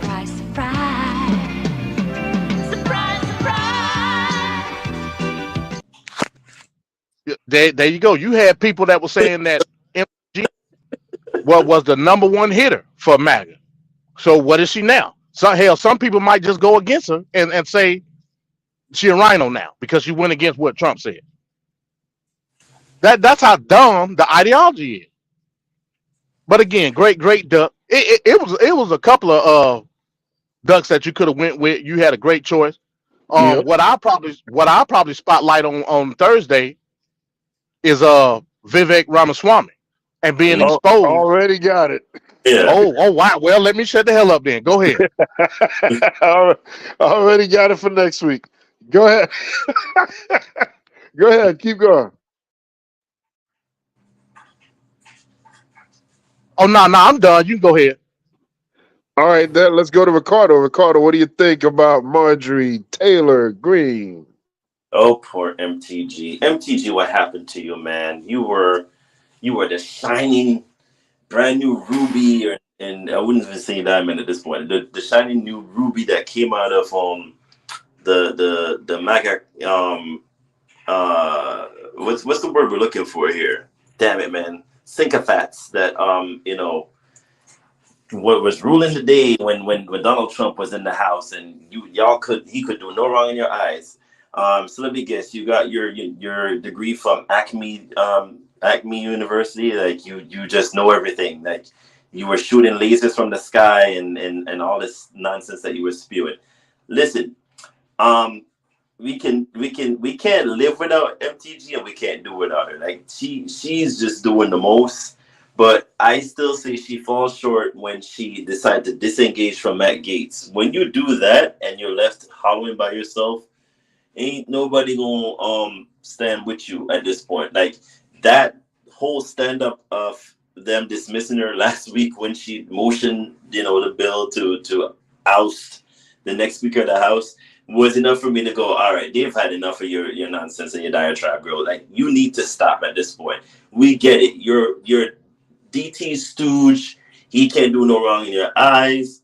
You stoop down to the lowest of lows. You have no spine like McCarthy and the rest of them, but baby, they move past you at this point. Once you motion a bill and it's now nay or yeas, and the other side is actually with your group, it's pretty much grounds of them saying, well, I can't even say, oh shoot, I'm just gonna say, bitch, shut up. That's what they're literally trying to say at this point. And they literally said it and give you the middle finger at that. And they were like, you just doing the most, and that's literally all you've heard them once they came out after the whole thing went down. They were like, listen, we needed to teach her a lesson. She talked too damn much. She's just she's a nuisance. It's literally what their stance is. Like, woman, like, take a cue and just stop. Like, you're doing too much. We get it. You want your favorite person to win. Let the voters decide that. That's not up to you to be doing the most for him. Like, he can already, crucify himself. We don't need you to do that on his BS. Like, he will do it. So stop. We get it. You gonna die, on the lonely hill of Magamania, overload 2024. No one gives a damn. What we care about at this point is the economy, how my gas is going to fill up my tank. If $20 can fill it up anymore, if I can still purchase macaroni and cheese for myself and my kids. And it's still, the little quartz can amount to like something of tangible means. That's what we care about. Student loan debts and all that. We don't care about Donald Trump. He's a billionaire that can sell a friggin' Rubik's Cube at the end of the day. You're doing too much. Like, I don't know if he's paying you at this point, but girl, last week they crucified you, nailed you to the damn chamber, and they left you out to dry. They didn't care at that point what you did. It's pretty much the consensus was, we keep in what's his face as the Speaker of the House. Shut the hell up, sit down, and go do your job, and then get ready for people to vote for you again in the election in 2024. That's all you need to do at this point. But you're doing too much. Like, girl, stop. Just stop. It's too much now. Just stop. And I'll leave it at that. All right, Ricardo. We'll get Mike. Mike, what's your take here on MTG?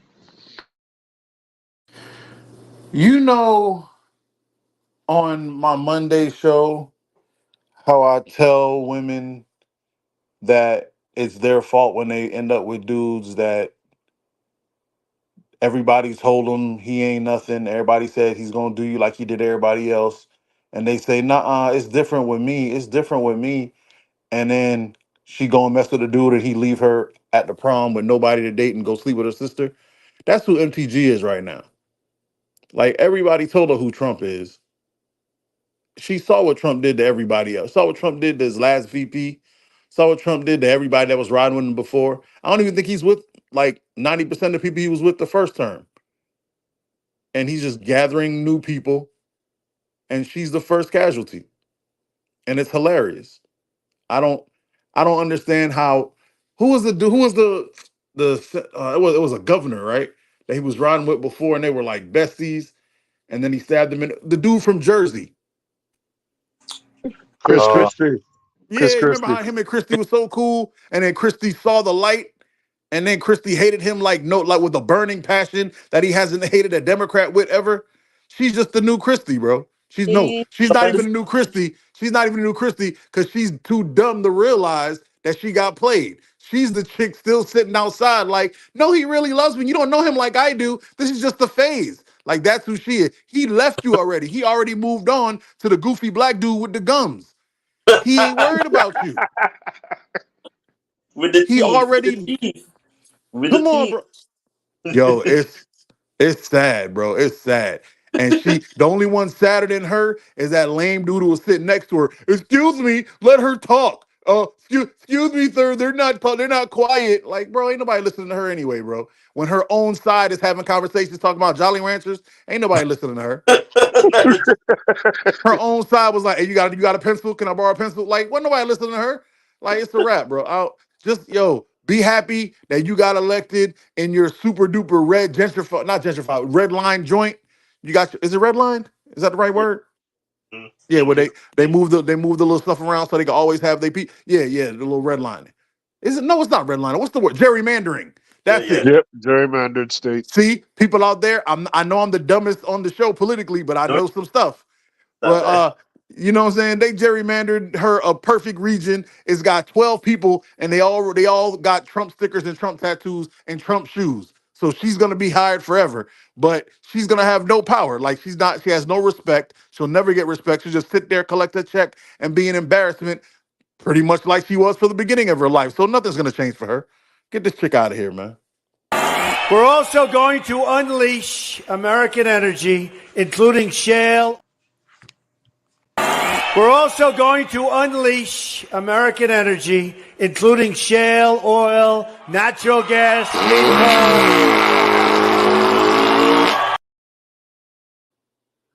All right, Jeremy, what's your take? All right. So first off, if I hear one of these politicians talk about Christian nationalism, I'm going to lose my mind. First off, Christian and nationalism don't go hand in hand. All right. Secondly, this is exactly what you're seeing in the second book of Timothy, chapter 3, and verse 5. Having a form of godliness, but denying the power thereof. From such turn away. For of this sort are they which creep into houses and lead captive silly women laden with sins, led away with divers lusts, ever learning and never able to come to the knowledge of the truth. It's the blind leading the blind. All the party. I don't care if you're, like I said before, I don't care if you're an elephant, a donkey, I don't care what you are. And all of these people need to take a little bit. They talk about their Christians. Well, why don't they go to Matthew 7, 3 and 5 through 5? Why do you look at the speck of sawdust in your brother's eye and pay no attention to the plank in your own eye? How can you say to your brother, let me take the speck out of your eye, when all the time there is a plank in your eye? You hypocrite. First take the plank out of your own eye, and then you will see clearly to remove the speck from your brother's eye. They have no vision. They are themselves the blind leading the blind, claiming to be these righteous saviors, and they're no saviors at all. They're a bunch of fools playing games with people's money, well-being, emotions, everything, just playing with the United States. Just, Mike, let it burn, right, brother? Just let them watch and let them fall. It's gonna fall. Hey, bro, come on now, dog. Come on, man. Stop voting for them. They ain't gonna help you. They never will. They haven't in over 200 years. They ain't gonna start now. Just stop. Just let it burn. I got graham That's all I crackers. You got. bring marshmallows. All right, you got it. You got it. We'll do it. Who's bringing the chocolate? Who You got the gotta have the chocolate? chocolate. You gotta have the chocolate. Not the fiddly screw drinking marshmallow Yes, sir. with the flip Elmo in the background. And Let it burn, Elmo's bringing right, the Mike? chocolate. Let it burn. Elmo's bringing the chocolate. All right, Elmo's got it. All right, so we got the s'mores. We're good. Hell yeah. We're living large. Damn right. MD front like he ain't gonna be there. MD gonna be there front and center. He is. He is. Yep. All right, now it's time to wrap up the show. So everybody do their final sign off. All right, let's start with Ricardo. Final sign off. No, I thought no, I'm messing with y'all. It was a great show. Very. If y'all thought last week was something, this week was more hell of something. I can't wait for next week. We touched on a number of stuff that again, it proves that we all have different variables in terms of viewpoints. They all differ across the spectrum in terms of what's morality, what is tangible, what is acknowledgement, what is fair, and what is unjust, and what is just lunacy. So it's that type of show. This is the reason why TFP is going to take off, and YouTube will have to acknowledge this at some point. I don't care what they do, but y'all can't hide this different political vices that we have, and not think it's gonna get to an elevation where you're gonna have to be like, okay, those damn dudes they're doing too much, man. Like, we just got to give them their dues and just give them what they want. It's gonna happen. It's gonna take time, but you can't keep blocking us, because we ain't gonna take it like the song says. Not anymore. But great show. Look forward to next week. Also, you guys could check out MD's thought box process for Thursday. And it's just a whole bunch of stuff is going to be coming into play here from now until November. So this is just the tip of the iceberg. Always keep the tip in pause. But this let's move forward and look forward to the next show. And let's bring the heat. All right, thanks, Ricardo. All right, so we'll have Mike. Mike, your final sign off, sir. Thank you all for having me. I wouldn't have showed up, but somebody texted me again. I don't know what it is. I was bringing my daughter home from dance practice and somebody said, get on. So I got on. I apologize for being angry. Well, not angry because I ain't really angry, but being loud as usual. But, when you're loud and right, it's tend to be, looked at a different way. Mike, You better let them know, fam. You better let them know. I am saddened that I said it in the room, but I am saddened that the police lobby has convinced people that there's nothing they can do, that any chance they have, they must protect their lives. That's not what being a police officer. Being a police officer is protecting others' lives. It's running in when there's danger. That's not just firemen. That's supposed to be police officers too. I'll be damned if a fireman comes to a door and he says, "Ooh, it's hot," but you'd be scared if there was a fire. Why should I run in there? Because it's your job. Same thing with a police officer. You're supposed to know the law and then do the things that the law says you can do. You enforce it. Hence the name, law enforcement. I know you think they just made that up, but that's what it means. It means you enforce the law.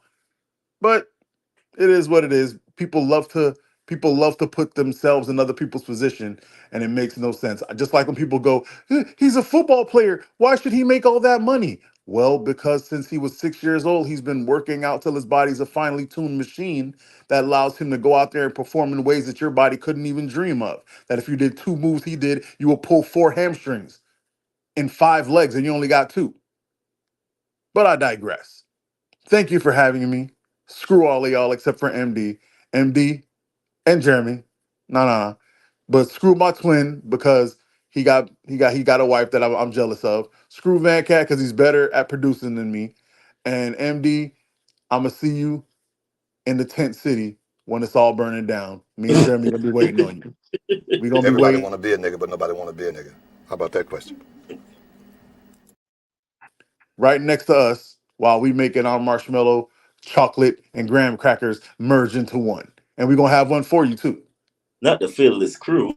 Oh, this Everybody want to be a nigga, but nobody want to be a nigga. How about that question? Good day, gentlemen. Everybody want to be a nigga, but nobody want to be a nigga. How about that question? Facts. My favorite gay person of all time. All right. Second favorite. Oliver Samuel's number 1. I forgot. Oliver Samuels is gay? Van Cat, stop it. I'm serious. Van Cat, stop it. Yeah. Van Cat. Yeah, come on now. Van Cat. Oh man. I met the man 4 times. He gay it in the mug, bro. Come on. My sister met him like 2-3 times. I went to church with him. He came to my church 2 times. I met him in the airport, had to pat him down. He gay it in the mug, bro. But he's the funniest human being on the planet. Him and Martin. Yeah, he's funny as hell. What? Alabama. Yeah. All right, so let's go to Jeremy. Jeremy, what's your final sign off, sir? I just want to, commend you guys on another great show. It was awesome. We may disagree on some things, but iron sharpens iron, and we come together and we do it peacefully, and it's a good demonstration, and hopefully more of people will climb aboard and do the same thing. You can have disagreements, but hating someone for their disagreement is just not all right, and it's good to see we can do it peaceably. It's just always nice to be and hear different views. I still learn, things from you guys. MD with the law, Mike with his argument points. He's good. He's good. I got to give it to him. Ricardo comes with another side of the things with the questions. Just good, solid questions for anything that's said. Van Cat, you produce a great show. I love the Paul Mooney and the sound effects. And this is not fear. I should not be put to them indignancies just for killing 1 little dog. 2. One dog and a puppy. I him to 10.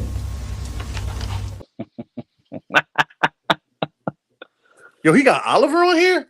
Yes, he does. He Hey, sure and does. nobody can match an argument to the Bible like you, sir. I must give it to you. You said some things today that had me throwing off. I wasn't even ready for it. I'm like, this man can answer any question with a Bible verse. That's what I That's where said. you have to be. You got to be ready. Surprise, surprise. Surprise, surprise.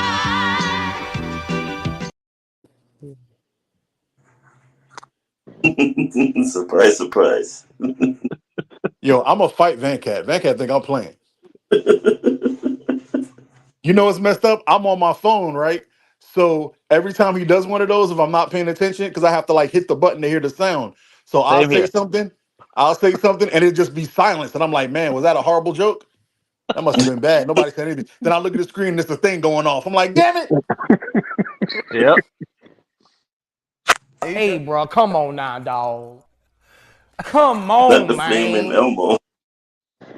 Yo, I don't know why Trevor and Van Cat, why we let them get all the, yo, I know they going to do this forever now. It's going to be lit.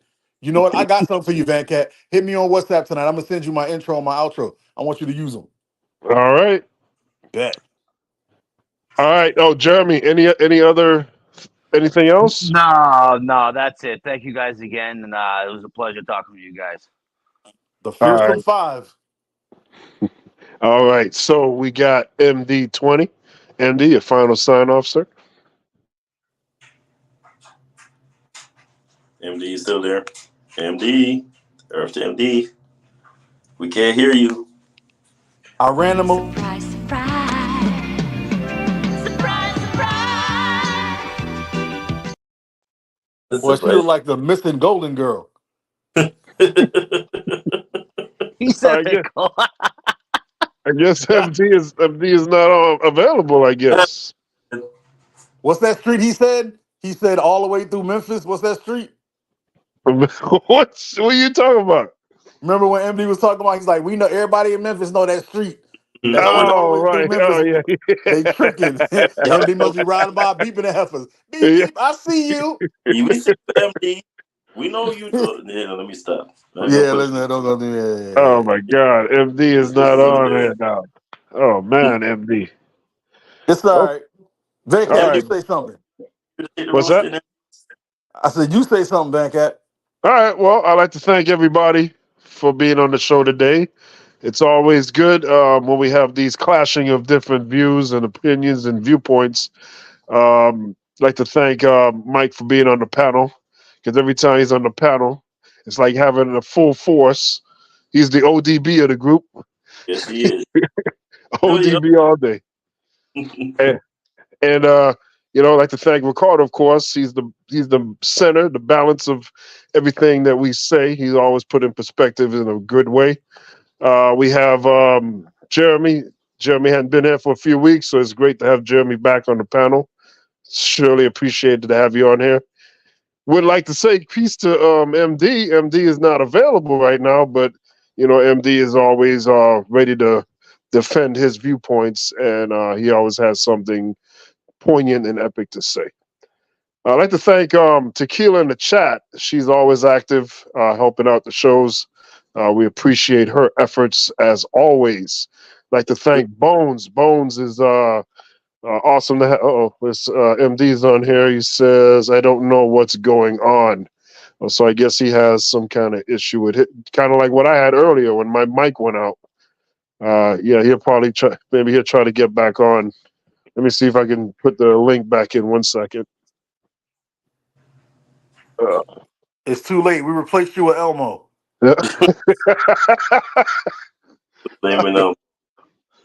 Flame on. All right, so let's see if we get MD back on here. Come on down. Dun-dun-dun. Hey, can you hear me now? Yeah. Yeah, there you go. I don't know what the hell. I don't know what happened. Yeah, I was talking up a storm and couldn't nobody hear me. Can't nobody hear nothing I was saying. No, I was just saying, hey, great show, y'all. See, I'll leave off with this. Oh, let's go. It's dealing with black folks. They always like to tout they always like to tout having a sense of community, understanding the importance of civic duty and civil servant. Big booty. But it's on a case by case basis. On Thursday, I'm gonna bring that up in my title, "The Truth About Free Speech." I'm gonna tie all this in together, right? Is that directed toward me? Well, it's direct. If you feel as though No, I don't feel a way. That's what I'm asking. I'm not the type of person that likes to assume. I like to ask and get clarification. Well, if the shoe fit, wear it, my man. That's all I can tell you. I ain't got no shoes on. I got socks. So I'm asking you, was that to me?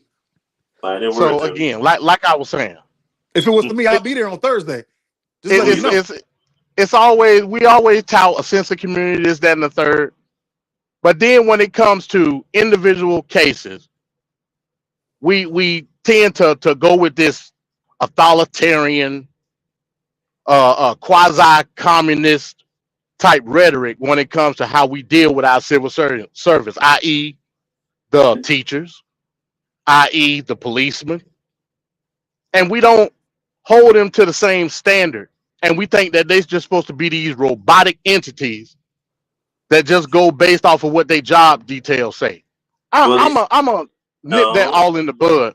No, MD. They sign a code of conduct though, so you can't say that. You can't say that. Well, code of conduct based on their job description, not based on how they react with you. Yeah, but it's in their job description that they're supposed to react a certain way. Yeah, you're not allowed to have well, bring that forth if you come on Thursday. That's all I'm gonna tell you. All I need is an invite, sir. I'm still waiting to see if the shoe is mine. This ain't look like no Yeezy. This ain't no Yeezy. Well, again, we'll see. So I'm gonna talk about that. Then I'm gonna talk about what free speech truly is, and a myriad of other topics. Man, y'all just come check me out on Thursday. Will do. And I'm gonna just leave it at that. Will do. Okay. All right. Thank everybody. Next week is going to be the third and final part of the trilogy. This is the child part, aka young adults, young adolescents. We're going to look at the Trilogy of Trash, the final third piece to it, the child part 3. That'll be next week. Other than that, we'll be having some real interesting shows coming up in the next few weeks. So check us out every Tuesday at 6:30. Check out MD's Start Box live every Thursday, 8:30. God and Government. It's going to be a bi-weekly show now, MD? Every Monday? Oh, every other Monday? Oh, yeah. It's going to be this coming up Monday. We got a 5 show, me and Jeremy Dunbar and Gideon Prime. We're going to be talking about wars and rumors of wars. We're going to be breaking down the history of wars in America and how they dictate the society here. It's going to be fire. I can't wait for the technician to break them scriptures down. I'm going to get them for you. You know it, MD. I got them. And an agnostic viewpoint. No agnostics. You can't go agnostic. They just don't exist in this brain. I'm going to get you, Jeremy. I'm going to get you an agnostic viewpoint. All right. You can try. I know John 11:35. John 11:35. I bet you know John 3:16 too, right? Everybody know that one. That's not fair. For God so loved the world. I'm done. Yeah. And I used to know the 23rd Psalm, but that's back when I was young and I'm sorry, Van Cat Train. Choo-choo. He said choo-choo. All right. So peace to Mr. Straight Talk. Peace to everybody in the society. We'll see you next week. Until then, see you on MD's Start Box Live this Thursday coming. See you for Man Talk Monday. The Bible Wars continue on Thursdays as well on this channel. And next week, TFP. Until then, peace, everybody. Good night. God bless you. Peace. Burn it.